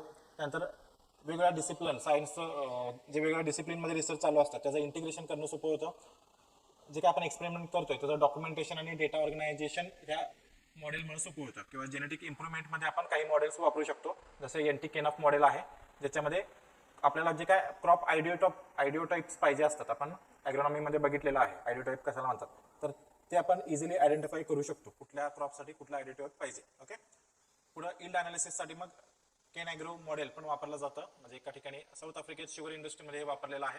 तर याच्यातून एखादं पीक एखाद्या वातावरणामध्ये दुसऱ्या वातावरणामध्ये जिथं फिजिओलॉजिकल कंडिशन्स वेगळ्या असतील, वेदर कंडिशन्स वेगळ्या असतील, तर तिथे किती इल्ड येईल हे आपण या मॉडेलद्वारे बघू शकतो. दुसरा यूज आहे क्रॉप मॅनेजमेंट टूल्समध्ये, input management, cultural activities management, risk management, investment किती करायचं आपण त्या फील्डमध्ये ते आपण ठरवू शकतो. साईट स्पेसिफिक फार्मिंग करू शकतो आपण सिम्युलेशन मॉडेल डेव्हलप करून. तर याच्यावरती काही क्वेश्चन येणार नाही, फक्त एक रफली मल्टीलायनर क्वेश्चन येऊ शकतो, खालीलपैकी कुठले कुठले युजेस आहेत, आणि मोस्टली अशा वेळी ऑल ऑफ द अबव असतं. ओके, म्हणजे मागचा अनुभव बघता असेलच असं नाही, थोडं ट्रिकी करायचं असेल तर एखादा ऑप्शन चुकीचा देऊ शकतात, त्यामुळे वन टाइम रीड आहे, एकदा वाचून घ्या. त्यानंतर पॉलिसी अनालिसिस टूलमध्ये काय बेस्ट मॅनेजमेंट प्रॅक्टिसेस कुठले कुठले असतील, जसं इपिक मॉडेल आहे, तर ते एखाद्या क्रॉपिंग प्रॅक्टिसेसची किंवा टिलेज ऑपरेशनची इरोजन रिस्क किती आहे ते आपल्याला सांगतं. मग त्यावरून त्या पर्टिक्युलर फील्डमध्ये आपल्याला कुठले क्रॉपिंग प्रॅक्टिसेस घ्यायचे किंवा टिलेज कुठल्या पद्धतीनं करायचं हे आपण ठरवतो. ओके, त्यानंतर इल्ड फोरकास्टिंग आहे, पूर्ण देशभरात किती इल्ड येणार आहे. आता याची गरज कोणाला असते? जो प्रोड्यूस करतो शेतकरी त्याला पाहिजे, कारण त्याच्यावरून त्याला अंदाज येईल फ्युचर भाव किती असेल. ओके, त्यानंतर प्रोसेसिंग हे असतील, इंडस्ट्रीज असेल तर त्यांना रॉ मटेरियलची कॉस्ट माहीत पाहिजे, एजंट्स असतील मार्केटिंगमध्ये, तर या सगळ्यांना इल्ड फोरकास्टिंगची ॲक्युरसी असणं गरजेचं असतं. ओके, त्यानंतर नवीन क्रॉप आपल्याला इंट्रोड्यूस करायचं असेल, आपल्या देशामध्ये किंवा एखाद्या स्पेसिफिक एरियामध्ये, तर हे आपण मॉडेल्स वापरू शकतो. त्यानंतर ग्लोबल क्लायमेट चेंज ऑलरेडी मी डिस्कस केलंय, ते ग्रीन हाऊस गॅसेसमुळे पुढे कशी सिच्युएशन तयार होणार आहे हे आता आपण ते सगळे फॉर्म्युला टाकून व्हिज्युअलाइज करू शकतो. टेम्परेचर 1 डिग्री सेल्सिअसनं वाढणार आहे, 2 वाढणार आहे, आणि वाढला तर कोस्टल एरियावरती काय परिणाम होईल, डेझर्टवरती काय परिणाम होईल, रेग्युलर इरिगेटेड एरियामध्ये काय परिणाम होईल. तर हे आपण त्या मॉडेलमध्ये सगळे व्हेरिएबल्स टाकून तशा पद्धतीनं रिझल्ट आणू शकतो आणि आधीच आपण मग प्रिकॉशन घेऊ शकतो. ओके, याच्यामध्ये आणखीन 2 टर्म्स आहेत, कॅलिब्रेशन आणि व्हॅलिडेशन. अगेन हे फक्त तुम्हाला याच्यासाठी विचारलं जाईल, कशासाठी, डेफिनेशन याच्यामध्ये फक्त विचारलं जाईल. ओके, आता याच्यामध्ये लक्षात घ्या, एखादं ऑलरेडी मॉडेल सेट केलेलं आहे आपण. ओके, आता ते खरोखरच वर्क होतं काय ते आपल्याला बघायचं आहे. मग ह्या मॉडेलमध्ये जे काही व्हेरिएबल्स आहेत ते व्हेरिएबल्स आपण टाकले, त्यातून रिझल्ट आला. आता तसेच व्हेरिएबल्स ऍक्च्युअली फील्ड कंडिशनला तयार करायचे आणि तिथं क्रॉप ग्रो करायचा. ओके, मग क्रॉप तसा ग्रो केल्यानंतर क्रॉप फील्ड कंडिशनमध्ये जे काही रिझल्ट येतील ते आणि मॉडेलचं मॅच झालं पाहिजे. समजा मॅच होत नसेल याचा अर्थ मॉडेलमध्ये काहीतरी प्रॉब्लेम आहे. सो आपण मॉडेल परत थोडेफार चेंजेस करून रिफाईन करत जाणार. कुठेपर्यंत रिफाईन करत जाणार, जोपर्यंत फील्ड रिझल्ट आणि मॉडेल रिझल्ट एकच येत नाही. आता हे वारंवार आपण मॉडेल्समध्ये स्मॉल चेंजेस करत जाणार, जिथे इथं दिसेल आपल्याला, आणि रिझल्ट एक सेम येतील इथपर्यंत आपण ते रिफाइनमेंट करणार. त्या प्रोसेसला आपण काय म्हणतोय, कॅलिब्रेशन म्हणतोय. लक्षात येते का बघा, ऍग्रिकल्चर इंजिनिअरिंगचे स्टुडंट जास्त कोरिलेट करू शकतील कॅलिब्रेशन म्हणजे काय. ओके, रिपीटेड आपण मॉडेलमध्ये सुधारणा करून फील्डमध्ये जे रिझल्ट आले तसेच रिझल्ट आणतो, याला कॅलिब्रेशन म्हणतो. ओके, आणि ब्रॉड टर्ममध्ये आपण जर बघितलं व्हॅलिडेशन, तर व्हॅलिडेशन कशाला म्हणायचं, आता तुम्ही मॉडेल डेव्हलप केलेला आहे, तुम्ही आता मार्केटमध्ये आला की हे मॉडेल एकदम ॲक्युरेट रिझल्ट देतं. आता समोरचा असाच विश्वास ठेवेल का, तो काय करणार, सेम पुन्हा फील्ड कंडिशनमध्ये सेम व्हेरिएबल्स टाकून प्लांट ग्रो करेल, आणि तुमचे मॉडेलचे आलेले रिझल्ट आणि प्लांटचे जर रिझल्ट जर सेमच आले तर तुमचं मॉडेल व्हॅलिडेट झालं. लक्षात येतं का बघा, व्हॅलिडेट झालेला म्हणतात. सो व्हॅलिडेट हे एंड प्रोडक्ट आहे व्हॅलिडेशन करणं, त्यासाठी आधी कॅलिब्रेशन करावं लागेल आपल्याला. लक्षात येत आहे. आता कॉन्सेप्ट समजले असतील तर फक्त हे डेफिनेशन लक्षात ठेवा. व्हॅलिडेशन म्हणजे काय, concerned with comparison of model predictions with results. Okay, फील्डचे रिझल्ट्स आणि मॉडेलचे results, comparison of model predictions with results from independent experiments. लक्षात आलं, याला आपण व्हॅलिडेशन म्हणतो. म्हणजे तुम्ही तयार केलेलं मॉडेल व्हॅलिडेट झालेलं आहे. ओके, आता कॅलिब्रेशन म्हणजे काय, it is the iterative process. आता इटरेटिव्ह म्हणजे काय, पुन्हा पुन्हा बिल्डिंग करणं, म्हणजे मॉडेलमध्ये चेंजेस करणं, रिफाईन करणं, स्मॉल इम्प्रुव्हमेंट करणं, ह्याला इटरेटिव्ह प्रोसेस म्हणतो. आता जिथं ज्या डेफिनेशन मध्ये असा वर्ड येईल, इटरेटिव्ह प्रोसेस किंवा रिफाइनमेंट, इम्प्रुव्हिंग अ प्रोजेक्ट वगैरे वगैरे, तर ते कॅलिब्रेशन असेल. ओके, आणि सिंपल फक्त कंपॅरिझन आहे ऍक्च्युअल रिझल्टची आणि मॉडेल प्रेडिक्शनची, दॅट विल बी व्हॅलिडेशन. लक्षात येत आहे, दोन्हीमध्ये कन्फ्युजन नको. ओके, म्हणजे रिफाइनमेंट आपण कुठं कुठं करतो, comparing of a model with real system, revisiting model if necessary, आणि comparing again until a model is accepted, म्हणजेच व्हॅलिडेटेड, म्हणजेच फील्डचे रिझल्ट आणि मॉडेलचे रिझल्ट सेम आले. ओके, एवढंच याच्यामध्ये महत्वाचं आहे. पुढे जाऊ आपण. याच्यामध्ये प्रश्न मला काय विचारलाय, एकदा वाचून घ्या.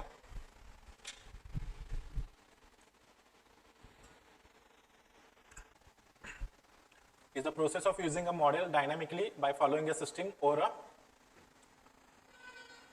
time period.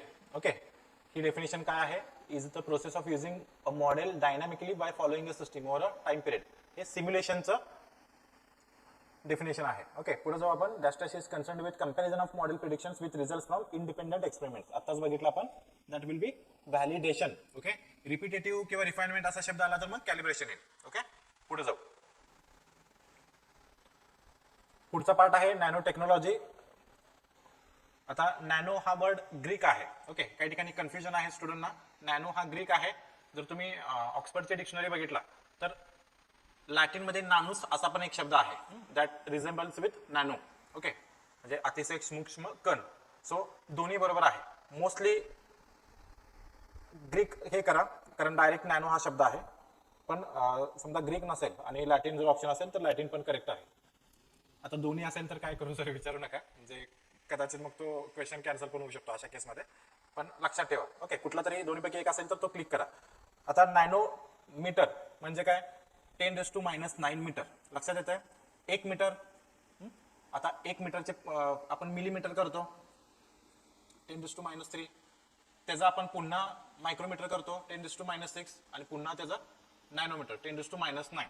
जर आपल्याला आपल्या ह्युमन ह्याच्यामध्ये जर कॅल्क्युलेशन करायचं असेल की नॅनोमीटर किती लहान असतं, तर 1 नॅनोमीटर म्हणजे आपला जे ह्युमन हेअर आहे, असे 60,000 हेअर एकावर एक ठेवले तर 1 नॅनोमीटर होतं. इतकं, सॉरी उलट सांगतो मी, 1 नॅनोमीटर याचा अर्थ एका ह्युमन हेअरच्या 60,000 लहान भाग, म्हणजे असे 1 नॅनोमीटरचे 60,000 कण एकावरती आपण ठेवले तर एक ह्युमन हेअर होईल. ओके, ठीक आहे. सो डायमीटर जर डीएनएच्या भाषेत जर बोलायचं असेल तर डीएनएचा डायमीटर जो असतो तो 2.5 नॅनोमीटर असतो. तर त्या हिशोबाने बघा की एकदम अतिसूक्ष्म कण असतात. आता नॅनो टेक्नॉलॉजी काय आजच आपण वापरतोय का तर नाही, त्याला हिस्ट्री आहे. 2000 वर्षापूर्वी ग्रीक्स आणि रोमन्स हेअर डाय करण्यासाठी सल्फाइड नॅनो क्रिस्टल्स वापरायचे. अलीकडचं बघितलं तर 1959 मध्ये आर फ्रीमन याने पहिल्यांदा नॅनो टेक्नॉलॉजीची आयडिया मांडली. ओके, नॅनो टेक्नॉलॉजी हे नाव त्यांना दिलेलं नाही, लक्षात घ्या. तर मग काय विचारलंय बघा, idea of nano technology was first time given by और इंट्रोड्यूस बाय रिचर्ड फ्रीमन. लक्षात येत आहे. आता मग नॅनो टेक्नॉलॉजी टर्म कोणी दिली तर 1974 मध्ये नोरियो तानिगुची. ओके, आता हे प्रोनाउन्सिएशन महत्वाचं नाही, तुम्ही फक्त ऑप्शन आपल्याला सिलेक्ट करता आला पाहिजे एवढंच बघा. तिकडच्या लँग्वेजेसचे प्रोनाउन्सिएशन असतील. सो एन तनिगुची यांनी काय केलेलं आहे, ऍक्च्युली नॅनो टेक्नॉलॉजी ही टर्म कॉइन केलेली आहे. पुढं 1986 मध्ये काय आलं, इंजिन्स ऑफ क्रिएशन, पहिलं बुक नॅनो टेक्नॉलॉजीवर आलं इरिक ड्रेक्सलरचं. ओके, याच दरम्यान साधारण ॲटॉमिक फोर्स मायक्रोस्कोप इन्व्हेंट केला गेलाय. त्यानंतर 1991 मध्ये कार्बन नॅनो ट्यूब डिस्कवर केलं गेलं, यस लिगिमाने.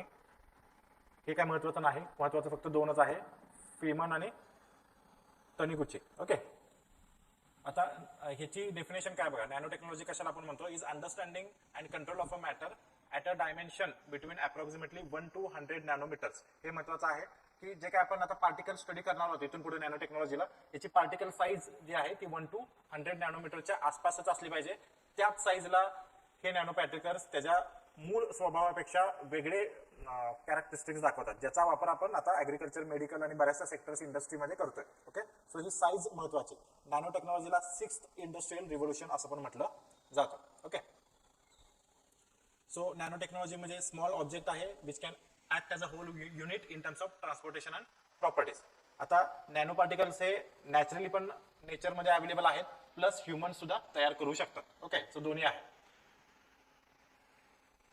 त्यानंतर वेगवेगळे युजेस आहेत, हे आपण बघितलं इंजिनिअरिंग, ऍग्रिकल्चर, मेडिकलमध्ये. आता त्याचे फिजिकल प्रॉपर्टीज महत्वाचे, याच्यावर आपण टेस्ट सिरीजला क्वेश्चन घेतला होता. They are highly mobile. Okay, highly mobile असतात.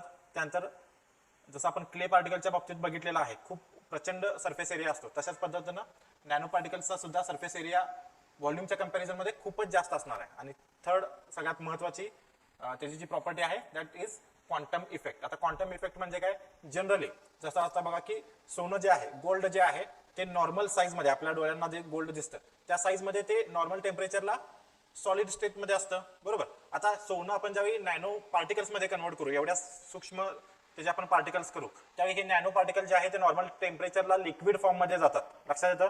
सो हे आपले बिहेवियर बदलत चाललेत. सो अशाच पद्धतीने काही इलेक्ट्रोमॅग्नेटिक प्रॉपर्टीज काही मटेरियलच्या बदलतात. एखादं मटेरियल नॉर्मल मटेरियल समजा ऑपेक असेल, म्हणजे त्यातून सूर्यप्रकाश जात नसेल, हेच जर नॅनो मटेरियल मध्ये आपण कन्वर्ट केलं त्याला, तर ते पूर्णपणे ट्रान्सपरंट होतं, लक्षात येतं. असे काही प्रॉपर्टीज बदलतात, तर आपण क्वांटम इफेक्ट म्हणतो. किंवा मोर स्पेसिफिकली क्वांटम इफेक्ट बघायचा असेल तर त्याच्या इलेक्ट्रोमॅग्नेटिक किंवा इलेक्ट्रॉनिक प्रॉपर्टीज बदलल्या जातात, लक्षात येतं. आता हे काय होतं, कारण नॅनो साईजची जी सरफेस एरिया आहे, surface area to volume ratio हा प्रचंड असतो. जसं सेम अप्लायज टू क्ले पार्टिकलच्या बाबतीमध्ये आपण जे शिकलो होतो तेच इथं अप्लाय करा. तसं आता काय काय बदल होतात बघा, की कॉपर आहे तो ऑपॅक असतो, तो ट्रान्सपरंट होतो. ॲल्युमिनियम हा स्टेबल असतो नॉर्मल टेम्परेचरला, तो नॅनो साईज मध्ये गेला की कंबस्टिबल होतो. ओके, गोल्ड सांगितलं सॉलिडचं लिक्विड होतो. सिलिकॉन इन्सुलेटर म्हणून आपण बऱ्याचशा ठिकाणी वापरतो नॉर्मल साईजला, तेच सिलिकॉन आपण नॅनो साईज मध्ये नेलं तर ते इलेक्ट्रिकल कंडक्टरचं काम करतं. ओके, याच्यामध्ये आणखीन दोन कॉन्सेप्ट आहेत क्वांटम इफेक्ट मध्ये. Concept of tunability. ट्युनॅबिलिटी म्हणजे काय, जर आपण पार्टिकलची साईज कमी कमी करत गेलो तर ही कमी करत असताना सायंटिस्टना त्या एखाद्या पार्टिकलमध्ये किंवा एखाद्या सबस्टन्सेस मध्ये ज्या प्रॉपर्टीज आणायच्या आहेत तर त्या साईज त्याची अल्टर करून ती साईज ती प्रॉपर्टी आणू शकतात. म्हणजे एखादी सिस्टीम आहे ती हायली ट्युनेबल म्हणतो आपण. ट्युनेबिलिटी म्हणजे माहिती आहे, जुन्या काळात आपण रेडिओ ट्यून करायचो, म्हणजे फ्रिक्वेन्सी मॅच करायचो, खरं करायचं बघा, मग कुठल्या तरी एका फ्रिक्वेन्सीला बरोबर आवाज यायचा, ट्यून करणं म्हणतो आपण. ओके, म्हणजे आपल्याला जी प्रॉपर्टी पाहिजे त्या प्रॉपर्टीला हा नॅनो पार्टिकल ट्यून करणं. हे ट्यून कसं करतात, त्याची साईज कमी जास्त करत, एखाद्या पर्टिक्युलर साईजला त्याला ती प्रॉपर्टी असते, लक्षात आहे, त्याला आपण ट्युनेबिलिटी म्हणतो. याच्यात फ्लोरोसनचं एक्झाम्पल दिलेलं आहे, जस्ट मी वाचतो. By changing the size of the particle, a scientist can literally fine tune a material properties of interest. Okay, for example, changing fluorescence color. In turn, the fluorescence color of a particle can be used to identify particle and various materials can be labeled with fluorescent markers. Okay. आता nano particle आपण तयार केला आणि एका particular साईजला त्याच्यामधून fluorescent colour यायला लागला. आता हा नॅनो पार्टिकल आपण बऱ्याचशा ठिकाणी यूज करू शकतो, जसं इथं दिलेलं आहे. ओके. फ्लोरोसंट मार्करच्या साह्याने समजा एखादी प्लांट सिस्टीम मध्ये त्याची मुवमेंट बघायची असेल पर्टिक्युलर एलिमेंटची, तर आपण नॅनो पार्टिकल्स तिथे टाकून दिला, तो फ्लोरोसंट असेल तर तो कसा मूव्ह होतो ते आपल्याला दिसत असणार आहे. लक्षात येतं. एक सिंपल उदाहरण तुम्हाला सांगितलं, खूप डीप मध्ये जायची गरज नाही, फक्त कन्सेप्ट ऑफ ट्युनेबिलिटी म्हणजे काय कळलं, that is more than enough. पुढची कॉन्सेप्ट आहे कन्सेप्ट ऑफ टनेलिंग. आता टनेलिंग म्हणजे काय, सिम्पली जसं आपण बोगदा खणतो तसं. तर जनरली जे लो एनर्जी पार्टिकल्स आहेत ते हाय एनर्जी पार्टिकल्स त्याला बॅरियर म्हणून काम करतात, इन जनरल सांगतोय. पण टनेलिंग मध्ये काय होतं बघा, इथे एक्झाम्पल मध्ये लक्षात येईल की क्लासिकल मेकॅनिक्स मध्ये काय होतं, हे इलेक्ट्रॉन जे आहेत त्याचं एनर्जी लेवल कमी असणार आहे या बॅरियर पेक्षा, त्यामुळे ते वरून त्याला बायपास करतात. पण नॅनो साईज मध्ये कन्सेप्ट ऑफ टनेलिंग मध्ये काय होतं बघा, की ह्याची साईज एवढी कमी असते, ह्याची एनर्जी लेवल कमी असताना सुद्धा हाय एनर्जी बॅरियर मधून सुद्धा ते पास होऊ शकतं. ओके. अगेन खूप वरवरचं आहे, आपल्याला फक्त तुम्हाला नुसता पाठ असंच होत नाही म्हणून ही कॉन्सेप्ट थोडीफार तुम्हाला समजून सांगतो. सो दोन कॉन्सेप्ट महत्वाचे आहे, कन्सेप्ट ऑफ ट्युनेबिलिटी आणि कन्सेप्ट ऑफ टनेलिंग. ओके. आता कुठले कुठले मॉडर्न डेव्हलपमेंट झालेले आहेत बघा. दोन मायक्रोस्कोप शोधून काढले आहेत, ते फक्त नावं महत्वाची, लॉंग फॉर्म विचारू शकतात. ॲटॉमिक फोर्स मायक्रोस्कोप AMF म्हणतो आपण, आणि scanning tunnelling microscope STM. Okay. पुढे याच्यामध्ये कॉन्सेप्ट एक आहे पोझिशनल असेंब्ली. पोझिशनल असेंब्ली कशाला म्हणतात बघा, a process in which a tip of a scanning probe can be used to manipulate nano structures. जे काही प्रोब आपण वापरणार आहोत. ओके. तर त्याच्या साहाय्याने आपण नॅनो स्ट्रक्चर्स जे बदलतो त्या प्रोसिजरला पोझिशनल असेंब्ली म्हटलेलं आहे. पुढची टर्म आहे लिथोग्राफी. लिथो म्हणजे सिंपल खडक, तुम्हाला माहित आहे. लिथोग्राफी म्हणजे काय, टॉप डाऊन फॅब्रिकेशन टेक्निक. म्हणजे एखादा मोठा दगड आहे त्यापासून मूर्ती आपण करायला लागतो, तर छन्नीने बारीक बारीक हे करून आपण त्यापासून मूर्तीचे आकार देतो. लक्षात आहे. तर ती कॉन्सेप्ट इथं वापरलेली आहे, त्यामुळे याला लिथोग्राफी म्हटलेलं आहे. ऍक्च्युली इथं दगड आणि याचा काही संबंध नाही, फक्त एखाद्या मोठ्या स्ट्रक्चर मटेरियल पासून आपण बारीक बारीक बारीक करत नॅनो साईज पर्यंत जातो, त्याला आपण टॉप टू डाऊन टेक्निक्स म्हटलेलं आहे. So lithography is a top to down fabrication technique म्हटलं जातं. बल्क मटेरियल मधून आपण स्मॉल साईजला जातोय. ओके. तर याच्यासाठी कुठल्या कुठल्या टेक्नॉलॉजी आहेत, नॅनो लिथोग्राफी. जिथं जिथं लिथोग्राफी वर्ड असेल त्याचा अर्थ एवढाच आहे की टॉप टू हे डाऊन स्ट्रक्चर मध्ये आपण येणार आहोत. ओके. टेक्निक आहे. सो नाव लक्षात ठेवा, dip pen nano lithography, electronic beam nano lithography आणि नॅनो इम्प्रिंट टेक्नॉलॉजी. सेम दोन अप्रोचेस, टॉप टू डाऊन म्हणजे मोठ्याकडून स्मॉल स्मॉल पीसेस मध्ये. Okay. So nano devices that must be build piece by piece in stages, top to down. त्याच्यामध्ये scanning probe microscopy आली, त्यानंतर atomic force microscope, scanning tunnelling microscope, हे सगळं top to down approaches मध्ये येतात.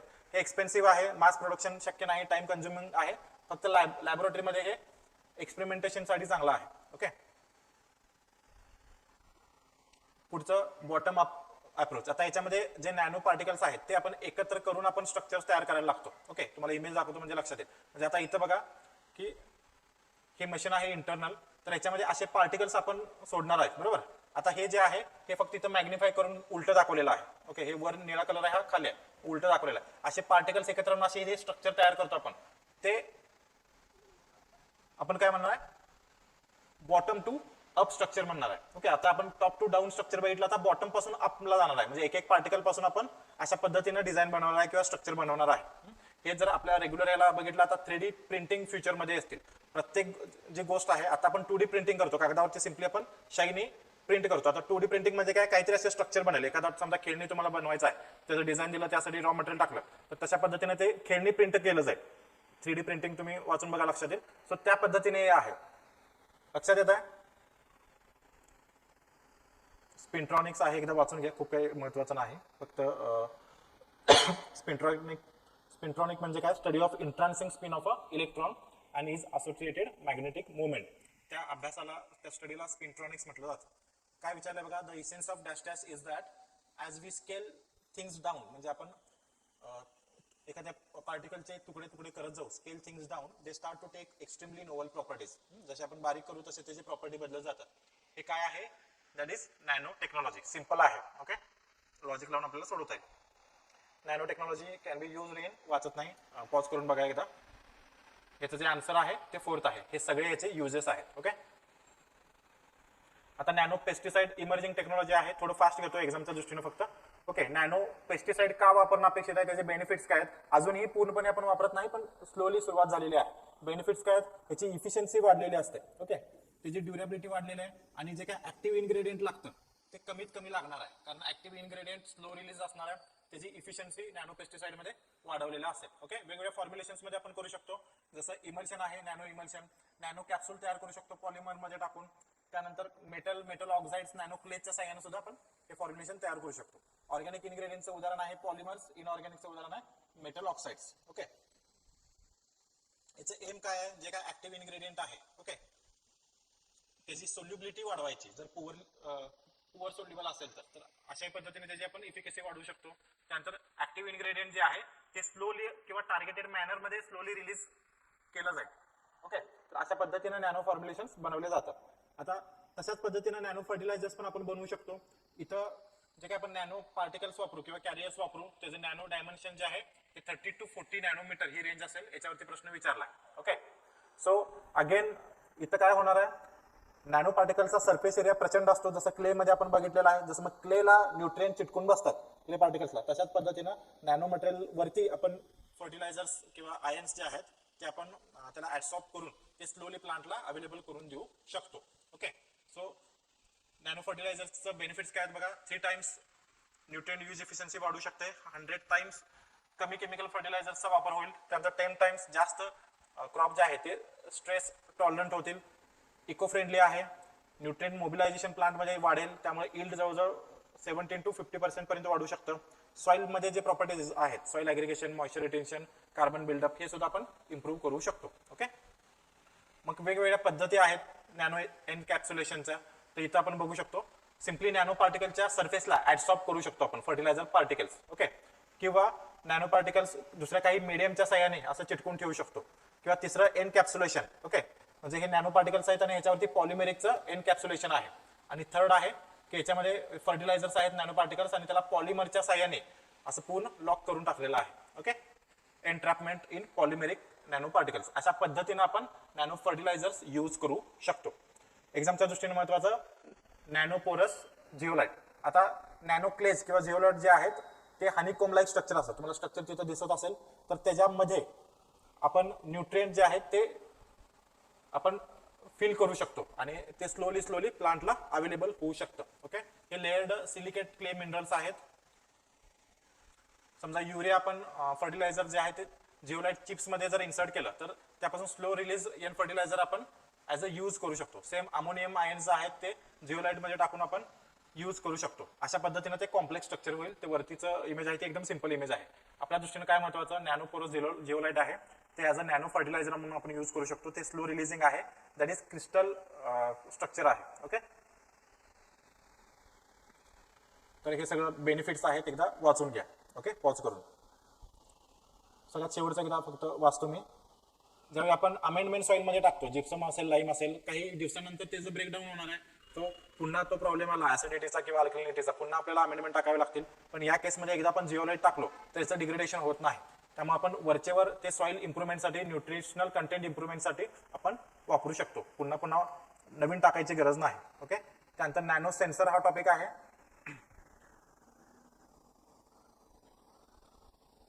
आता sensor म्हणजे काय लक्षात घे की सिंपल बघा, sensor are those which gives better results with live pictures or conditions of the field. आता सध्या काय कंडिशन आहे ह्याचा लाईव्ह डेटा ते जे देत असतात त्याला आपण सेन्सर म्हणतो. सिंपल, तुम्ही गाडीची पीयूसी वगैरे कधी केलं असाल तर आधी बघा, आधी काय केलं जायचं, त्याच्या एक्झॉस्ट मध्ये काही सेन्सर टाकले जायचे. ओके, आता एक्झॉस्ट मधून जो काही धूर येत असेल, कार्बन डायऑक्साईड असेल, कार्बन मोनॉक्साईड किंवा आणखी सल्फर डायऑक्साईड असेल, तर हे गॅसेस त्यामध्ये आहेत की नाही, त्याच्यामध्ये जे आपण एक्झॉस्ट मध्ये जी नळी किंवा वायर टाकायचे तर त्याच्यावरती तसा सेन्सर बसवलेला असतो. तर ते सेन्सर काही गॅसेसचं प्रेझेन्स असेल तर लगेच ऍक्टिव्हेट होतात. ओके, त्याच्यावरून आपण किती तुमच्या गाडीतून पोल्युटंट बाहेर पडतोय बघितलं जातं आणि ते विदिन रेंज असेल तर तुम्हाला पीयूसी सर्टिफिकेट दिलं जातं. लक्षात आला सेन्सरचं काय. आता याच्या पुढे जाऊन काही ऍडव्हान्स सेन्सर आलेत, एक्झॉस्ट मध्ये ते ठेवतच नाहीत, इंजिनवरती फक्त असं टच करतात आणि इंजिनचं व्हायब्रेशन आणि बाकीच्या गोष्टीवरून अनालिसिस केलं जातं की पोल्युटंट बाहेर पडतात की नाही तुमच्या गाडीतून. ओके, किंवा लिमिटमध्ये बाहेर पडतात की नाही. म्हणजे सेन्सर काय असतात तुम्हाला सिंपली मी सांगतो. तर तशा पद्धतीने नॅनो सेन्सर्स असतात, त्यांचा यूज मेडिकल पर्पज आहे, कम्प्युटर चिप्स मध्ये वगैरे आपण किंवा नॅनो रोबोट्स मध्ये वापरू शकतो. ओके, आता प्रॅक्टिकल यूज बघू नॅनो सेन्सरचा काय आहे. नॅनो वायर किंवा कार्बन नॅनो ट्यूब्स आपण काही केमिकल वेपर्स डिटेक्ट करण्यासाठी वापरू शकतो, जसं नायट्रोजन डायऑक्साईड आणि कार्बन मोनॉक्साईड. ओके, तर हे सेन्सर्स इव्हन मी पीयूसीचं उदाहरण सांगितलं तिथेही अप्लाय आहे. हे ग्राफाईन आहे नॅनो स्ट्रक्चर. ओके, हे सिंगल आहे, रोलअप केलं तर single walled carbon nano tube होणार आहे. लक्षात येत आहे. हे जर आपण ग्राफाईटचे वेगवेगळे लेअर केलं आणि रोल केलं तर multi walled carbon nano tubes होते. हे दोन्ही लॉंग फॉर्म महत्वाचे. ओके, सर इथं काय होतंय बघा, हे ज्यावेळी एखादा गॅस नायट्रोजन डायऑक्साईड असेल किंवा कार्बन मोनॉक्साईड त्या ग्राफाईनच्या संपर्कात आला, ओके, तर त्याला काही सेमी कंडक्टिंग मटेरियल लावलेलं असतं, जसं आता झिंक ऑक्साईड आहे. ओके, तर ह्याचा कंडक्टन्स बदलतो, म्हणजे इलेक्ट्रिकल कंडक्टन्स आहे तो बदलतो. मग तो बदलला की नाही याच्यावरून त्या वातावरणामध्ये हे गॅसेस आहेत की नाही हे ठरवलं जातं. सिंपल. ओके, त्याच पद्धतीने नॅनो ट्यूब्स आणि नॅनो वायर्स जे आहेत ते बॅक्टेरिया आणि व्हायरसेस डिटेक्ट करण्यासाठी वापरले जातात. सेम एखादा बॅक्टेरिया व्हायरस संपर्कात आला तर तिथले अँटीबॉडीज जे आहे त्याला तो बाउंड होतो. ओके, बाउंड झाला तर त्याचा कंडक्टन्स जो आहे, इलेक्ट्रिकल कंडक्टन्स जो आहे तो चेंज होतो. मग चेंज होतो की नाही, एखाद्या पर्टिक्युलर बॅक्टेरियाला पर्टिक्युलर व्हायरसला हे डेव्हलप केलेलं असतं. मग तो व्हायरस तो बॅक्टेरिया त्या वातावरणात असेल तर हे लगेच आयडेंटिफाय होणार. ओके, तशाच पद्धतीनं नॅनो कॅन्टिलिव्हर्स असतात. आता एक कंटिन्युअस रिझोनन्स मध्ये असतात, तुम्ही रिझोनन्स फिजिक्सला शिकला असाल, असं व्हायब्रेशन मोड मध्ये असतात. ओके, इथं रिसेप्टर असतं. समजा एखादा टार्गेट मोलिक्यूल आहे जो तिथं आहे की नाही आपल्याला आयडेंटिफाय करायचा असेल, तर तो टार्गेट मोलिक्यूल असेल तर इथं तो रिसीव्ह केला जातो. आता हा टार्गेट मोलिक्यूल रिसीव्ह झाल्यानंतर याचं वजन वाढणार आहे, त्यामुळे याच्या ह्या व्हायब्रेशन मध्ये किंवा रिझोनन्स मध्ये फरक पडणार आहे. आणि तो पडणारा जो रिझोनन्स मधला फरक आहे त्याच्यावरून मग आयडेंटिफाय केलं जातं की पर्टिक्युलर मोलिक्यूल तिथं आहे की नाही. लक्षात आलं. सिम्पली टाइप्स आहे, त्याच्यावर अजून तर प्रश्न विचारले नाहीत, पण विचारले तर तुम्हाला कमीत कमी ऑप्शन गेस करण्यासाठी तरी ही कॉन्सेप्ट लक्षात येईल. ओके,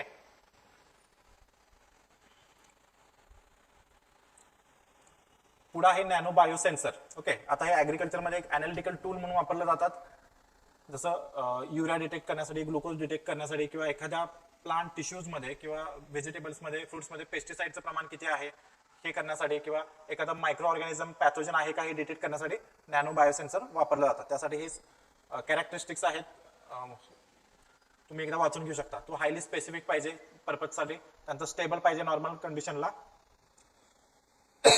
सॉरी, त्यानंतर कुठल्याही फिजिकल पॅरामीटर, स्टिअरिंग असेल, पीएच, तर त्याच्यानुसार तो बदलला नाही पाहिजे, त्याची इंट्रॅक्शन नाही झालं पाहिजे, रिॲक्शन टाइम कमीत कमी पाहिजे, ॲक्युरेट, प्रिसाइज आणि रिप्रोड्युसेबल रिझल्ट पाहिजे. त्यानंतर टायनी, बायो कॉम्पॅक्टेबल, नॉन टॉक्सिक पाहिजे, स्वस्त पाहिजे, पोर्टेबल पाहिजे. सिंपल कॅरेक्टरिस्टिक्स आहेत, एकदा वाचले की तुम्हाला लक्षात येईल. आता रोल काय आहेत बघा ऍग्रिकल्चरमध्ये, आपण सॉइल क्वालिटी आयडेंटिफाय करण्यासाठी, त्यानंतर डिसीज असेसमेंटसाठी हे घेऊ शकतो, डिसीज डायग्नोज करण्यासाठी. त्यानंतर सस्टेनेबल ऍग्रिकल्चर बायोसेन्सरनी प्रमोट होणार आहे. कसं, कारण आपण नॅनो फर्टिलायझर वापरले तर केमिकलचा वापर जो आहे तो एकदम कमी होणार आहे. लक्षात येतं. त्यानंतर कॉन्टॅमिनंट आपण डिटेक्ट करू शकतो याच्या साह्याने, आणि डीएनए प्रोटीन वगैरे डिटेक्शन करण्यासाठी हे टूल म्हणून वापरू शकतो. ओके, सो नॅनो पेस्टिसाइड आणि फर्टिलायझर वापरून आपण प्रोडक्टिव्हिटी इन्क्रीज केली. त्यानंतर सॉइल क्वालिटी आपण जिओलाइट, हायड्रोजेल वगैरे वापरून इम्प्रूव्ह करू शकतो. आता हे कसं करू शकतो, नॅनो जिओलाइट मगाशी तुम्हाला स्ट्रक्चर दाखवलं. ओके, तर ते जर वापरलं तर सॉइलचा पीएच इम्प्रूव्ह होतो, स्ट्रक्चर इम्प्रूव्ह होतो, वगैरे वगैरे वगैरे सगळं आहे. जे काही हेवी मेटल्स वगैरे आहेत ते ऍब्सॉर्ब करणार आहे, त्याची सॉइल इरोजन कमी होणार आहे, वॉटर होल्डिंग कॅपॅसिटी वगैरे वाढणार आहे. ओके, टिलेज ऑपरेशनला सोपं जाणार आहे, क्रशिंग वगैरे व्हायला. Okay, stimulate crop growth using nano materials, हे सिम्पली वन टाइम रीड आहे. त्यानंतर provide smart monitoring using nano sensors by wireless communication devices. त्यानंतर सीड सायन्समध्ये काय उपयोग आहे, सीडमध्ये सीड प्रोडक्शनमध्ये सगळ्यात प्रॉब्लेम काय असतो की कॉन्टॅमिनेशन दुसऱ्या व्हरायटीचं होऊ नये हे आपल्याला बघावं लागतं. ओके, त्यासाठी बघा डिस्टन्स मेंटेन करतो आपण. ठीक आहे, तर इथं आपण पोलंडकडून कॉन्टॅमिनेशन होऊ नये म्हणून आपण जे पोलन्स आहेत तिथं आपण बायोसेन्सर्स यूज करू शकतो, specific to contaminating pollen that can help or alert the possible contamination and reduce contamination. Okay, तशाच पद्धतीने जेनेटिकली मॉडिफाईड क्रॉप्स असतील तर तिथनं पोलन कॉन्टॅमिनेटेड होऊ नये म्हणून आपण हे नॅनो सेन्सर्स वापरू शकतो. ओके, किंवा आपण जे सीड्स सेल करणार आहोत तर ते ट्रॅक पण करू शकतो, त्या सीडवरती आपण नॅनो बारकोड टाकू शकतो. आता ह्या टेक्नॉलॉजी आहेत, ह्या नेसन टेक्नॉलॉजी आहेत, येत्या काही काळामध्ये हे कमर्शियल होतील. लक्षात येतं. त्यानंतर सीड आपण ट्रीटमेंट करू शकतो, सीडला नॅनो कोटिंग देऊ शकतो वेगवेगळ्या एलिमेंटने, झिंक असेल, मँगनीज वगैरे, सिल्वर, गोल्ड अशा पद्धतीनं, तर जेणेकरून आपण ते काही डिसीजेस पासून ते प्रोटेक्ट करू शकतो. ओके, त्यानंतर काही बॅक्टेरियल स्ट्रेन जसं आपण सीड ट्रीटमेंट करतो ॲझोटोबॅक्टर वगैरे ह्याच्याने बॅक्टेरियल स्ट्रेन आहे तशा पद्धतीनं स्मार्ट सीड्स आपण तयार करू शकतो. नॅनो एनकॅप्सुलेशन मध्ये आपण स्पेसिफिक बॅक्टेरियल स्ट्रेन त्याला लावू शकतो जेणेकरून सीड जर्मिनेशन जास्त असेल त्यामुळे सीड रेट जो आहे तो कमी लागेल. त्यानंतर फील्डवरती जे पीक आहे ते चांगल्या पद्धतीनं ग्रो होईल. जर आपण स्मार्ट सीड ही कॉन्सेप्ट म्हणतो सेम आपण रिफॉरेस्टेशन मध्ये पण ही कॉन्सेप्ट वापरू शकतो. ओके म्हणजे smart seed can be programmed to germinate when adequate moisture will be available. Reforestation मध्ये आपण सिम्पली जंगलामध्ये बिया फेकून देतो बघा. ओके तर ज्यावेळी मॉइश्चर कंडिशन फेवरेबल असेल त्यावेळी ते उगवणार. ओके म्हणजे मेटल ऑक्साइड्स वगैरे आहेत एकदा फक्त वाचून घ्या. कार्बन नॅनो ट्यूब वगैरे वगैरे वॉटर परमिएबल वापरू शकतो. रेनफेड ॲग्रिकल्चरमध्ये याचा यूज आहे. नाहीतर आपण सीड सोईंग केलं आणि पाऊसच नाही झाला आणि मग सोईंग वाया गेला असं बऱ्याच वेळा होतं. तर आपण असे काही स्मार्ट सीड्स यूज करू शकतो. सोईंग केला आणि पाऊस नाही झाला तरी ते तग धरून राहतील. ज्यावेळी पाऊस होईल त्याच वेळी ते जर्मिनेट होते. ओके म्हणजे दुबार पेरणी वगैरे आपल्याला करावं लागणार नाही. त्यानंतर वॉटर यूज मध्ये काय काय आहे तर फिल्ट्रेशनसाठी वापरू शकतो. सेडिमेंटेशन बाजूला काढायला, केमिकल्स बाजूला काढायला, चार्ज पार्टिकल्स पॅथोजन्स बाजूला काढू शकतो. आर्सेनिक सारखे हेवी मेटल्स याच्यातून बाजूला काढू शकतो. मग नॅनो फिल्ट्रेशन मध्ये काय वापरतात कार्बन नॅनो ट्यूब आणि अल्युमिना फायबर्स. ओके ही फक्त नावं एकदा वाचून घ्या. नावं आजपर्यंत विचारलेली नाहीत.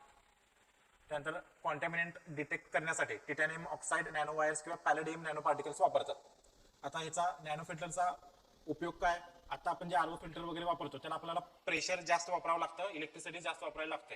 तर त्या कम्पॅरिझन मध्ये लेस प्रेशरमध्ये फिल्ट्रेशन होऊ शकतं. दुसरं इझिली बॅक फ्लश केलं तर सगळे कॉन्टॅमिनेंट आपण काढून ते फिल्टर क्लीन करू शकतो. ओके हे दोन ॲडव्हान्टेजेस आहेत. त्यानंतर नॅनो फायबर्स अल्युमिना फिल्टर्स आहेत ते निगेटिव्हली चार्ज पार्टिकल्स रिमूव्ह करतात. ओके आता एवढं सगळं चांगलं आहे तर मग नॅनो टेक्नॉलॉजीचे काही कन्सर्न्स आहेत का तर आहेत. नॅनो टेक्नॉलॉजीची सगळ्यात स्ट्रेंथ काय आहे की ते पार्टिकल एवढे स्मॉल असतात की ते हायली रिॲक्टिव्ह होतात. सरफेस एरिया खूप जास्त वाढलेला असतो. त्यांचा नॉर्मल जे बिहेवियर आहे त्याच्या पलीकडे जाऊन ते नवीन प्रॉपर्टीज एक्झिबिट करतात. ओके तर हे आपण आपल्या दृष्टीनं फायदेशीर पण वापरू शकतो. पण हेच आपण निगेटिव्हली जर बघितलं समजा ह्युमन बॉडी आहे आणि एखादा नॅनो पार्टिकल अशा केसमध्ये त्या नॅनो पार्टिकलचा सरफेस एरिया प्रचंड असल्यामुळे आपल्या बायोलॉजिकल सिस्टीमवरती तो काय परिणाम करेल हे आपल्याला इमॅजिन करता येत नाही. अशा गोष्टींवरती अजूनही रिसर्च झालेला नाही. किंवा एखादा नॅनो पार्टिकल प्लांट बॉडीमध्ये कशा पद्धतीने रिॲक्ट होईल कारण जिथं जिथं सरफेस एरिया जास्त आहे तिथं तो हायली रिॲक्टिव्ह आहे. सो आपल्या बायोलॉजिकल सिस्टीमची तो कसा रिॲक्ट होईल आणि त्याचे काय धोके होतील हे अजूनही नाही. याच्यावरती खूप अजून रिसर्च होणं अपेक्षित आहे. ओके सो सेम स्टेटमेंट एकदा वाचतो. Risk associated with nano particles may not be the same as the risk associated with bulk version of the same material. Okay म्हणजे बघा एखादा आपण सिम्पली बऱ्याच वेळा फ्रुट्स बरोबर आपण बिया पण घेतो काय त्रास होतो का काय नाही होत. पण आपण एवढ्या नॅनो पार्टिकल पर्यंत गेलो तर because of a greater surface area to volume ratio of a nanoparticles that can make them more reactive than bulk materials. Okay त्याच मटेरियलचं बल्क मटेरियल पेक्षा हे जास्त रिॲक्टिव्ह असणार आहे अँड लीड टू सो फार unrecognised untested interactions with biological surfaces. Okay so याच्यावरती अजून research होणं अपेक्षित आहे. फर्टिलायझर मध्ये आपण ऑलरेडी बघितलेला यूज आपण काय फायदा आहे समजा आता आपण फर्टिलायझर मध्ये यूज केलं तर जवळजवळ 40 ते 70% नायट्रोजन आपण वाचू शकतो किंवा फॉस्फरस आणि पोटॅशियम. ओके हे कशा पद्धतीने आपण वापरू शकतो जर नॅनो फॉर्म मध्ये फर्टिलायझर्स वापरले. ओके तर एकतर कमी क्वांटिटी लागणार आहे तर इथं सेव्हिंग होणार आहे. दुसरं त्याचं लिचिंग होणार नाही, ड्रिफ्टिंग होणार नाही विंडच्या साह्याने किंवा रन ऑफ होणार नाही, इव्हॅपोरेशन किंवा हायड्रॉलिसिसने ते निघून जाणार नाहीत किंवा फोटोलायटिक डिकम्पोजिशन किंवा मायक्रो ऑर्गॅनिझम कडून त्याचं डिग्रेडेशन होणार नाही. त्यामुळे जेवढ्या क्वांटिटीमध्ये आपण वापरलेला आहे देर इज मॅक्झिमम चान्सेस की that will be utilised by plant only. ते दुसरीकडे इकडे तिकडे वातावरणात नष्ट होणार नाही. आता नॅनो कोटिंगसाठी जे आपण सल्फर वापरणार आहोत तर फक्त फॅक्च्युअल डेटा म्हणून लक्षात ठेवा लेस दॅन 100 नॅनोमीटर इतका लेअर सल्फरचा दिला पाहिजे. त्यानंतर केओलाइन पॉलिमेरिक बायोकॉम्पॅक्टाइल नॅनो पार्टिकल्स वगैरे आपण हे बायोडिग्रेडेबल आहेत आपण यूज करू शकतो किंवा पॉलिमेरिक चिटोसन यूज करू शकतो control release of nitrogen phosphorus आणि पोटॅशिक फर्टिलायझरसाठी. ओके लक्षात येत आहे. इथं काय खूप एक्झामच्या दृष्टीने महत्वाचं काही नाही आहे. प्लांट प्रोटेक्शन मध्ये आता प्लांट प्रोटेक्शन मध्ये आपण स्प्रेइंग ज्यावेळी करतो नॅपसॅक स्प्रे ज्यावेळी करतो त्याचे ड्रॉपलेट जे असतात ते खूप मोठे असतात. ओके त्यामुळे स्प्लॅश लॉस होऊ शकतो. जर खूपच बारीक अल्ट्रा लाईट व्हॉल्यूम स्प्रे जर आपण वापरला तर त्याचा प्रॉब्लेम काय आहे 3 to 28 मायक्रोमीटर साईज असेल तर स्प्रे ड्रिफ्ट वाऱ्याबरोबर ते दुसरीकडे जाऊ शकतात. हे दोन्ही अवॉइड करायचे असेल तर आपल्याला नॅनो पार्टिकल एनकॅप्सुलेटेड किंवा नॅनो साईज पेस्टिसाइड वापरू शकतो. ज्याच्यामुळे स्प्रेइंगची इफिशियन्सी वाढेल, ड्रिफ्ट लॉस पण होणार नाही आणि स्प्लॅश लॉस पण होणार नाही. ओके. दुसरा आणखीन एक प्रॅक्टिकल प्रॉब्लेम येतो, जे काय फॉर्म्युलेशन असतं. बऱ्याचदा बघा आपल्याला कंटिन्युअस स्टीअरिंग करावं लागतं स्प्रे करायच्या अगोदर, नाहीतर स्प्रेच्या होलमध्ये नोझलमध्ये जाऊन ब्लॉकेजेस होतात, बरोबर. त्यामुळे स्टीअरिंग करावं लागतं आणि हे काय मिक्सिंग करावं लागतं. सो असे काही आपण नॅनो फॉर्म्युलेशन बनवू शकतो ज्याला स्टीअरिंगची गरज नाही. ओके. त्यामुळे क्लॉगिंग पण होणार नाही. जसं इथे एक्झाम्पल दिलं नॅनो साईज फंजीसाइड. ओके. बॅनरियम किंवा सिंजेंट जे आहे, prevented spray tank filters from clogging and did not require mixing or stirring, कारण ते खाली सेटल डाऊन होत नाहीत. ओके. त्यानंतर nano pesticide clay nanotube halloysite हे विचारलेलं होतं, SRD मधूनच घेतलेलं आहे. Have been developed as a carriers of pesticide at low cost. Okay. For extended release and better contact with plant. त्याच्यामुळे पेस्टिसाइडची अमाऊंट जे आहे ते 70 to 80% कमी झालेली आहे. जसं आपण प्लांट प्रोटेक्शनसाठी वापरू शकतो तसं वीड मॅनेजमेंटमध्ये सुद्धा वापरू शकतो. एक एक्झाम्पल दिलं आहे, ऑलरेडी ॲडज्युव्हंट आहेत ज्याच्यामुळे त्या हर्बिसाइडची इफिशियन्सी वाढते. आपण वीड सायन्समध्ये हे बघितलेलं आहे. ओके. इथं एक ग्लायफोसेटचं उदाहरण दिलेलं आहे. असे एखादं वीड, तिथं क्रॉप म्हटलंय पण वीड जरा जे ग्लायफोसेटला रेजिस्टंट आहे ते आपण नॅनो पार्टिकल्स मिक्स करून त्याला ससेप्टेबल बनवू शकतो. ओके. त्यानंतर अॅट्राझिनचं उदाहरण दिलेलं आहे. त्याचा हाय परसिस्टंट पिरियड असतो, म्हणजे हाफ लाईफ जी आहे ती 125 डेज पर्यंत असते, म्हणजे तेवढ्या डेज पर्यंत ते रिॲक्टिव्ह राहणार आहे एन्व्हायरमेंटमध्ये. सो हे लवकर डिग्रेड होण्यासाठी आपण काही कार्बॉक्सिल मिथाइल सेल्युलोज नॅनो पार्टिकल्स वापरू शकतो, ज्याच्यामुळे अॅट्राझिनचं जे डिग्रेडेशन आहे ते फास्ट होईल. लक्षात येत आहे. त्यामुळे ते एन्व्हायरमेंटमध्ये हार्मफुल राहणार नाहीत. ठीक आहे. याच्यावरती आलेले क्वेश्चन्स बघा. Nano fertilizers are nutrient carriers of nano dimensions ranging from, आता सांगितलंय 30 to 40 नॅनोमीटर. त्यानंतर dash dash halloysites have been developed as a carriers of pesticides at a low cost. आता आपण बघितलंय क्ले नॅनो ट्यूब. ओके. आहे तसं book मधून statement उचललेलं आहे. त्यानंतर हे ॲब्रिव्हेशन्स आहेत, पॉज करून एकदा बघून घ्या. SRD मध्ये पण दिलेले आहेत, फक्त इथं एकत्रित केलेले आहेत. ह्याच्यापैकी एखादं तुम्हाला ॲब्रिव्हेशन विचारलं जाऊ शकेल. ओके.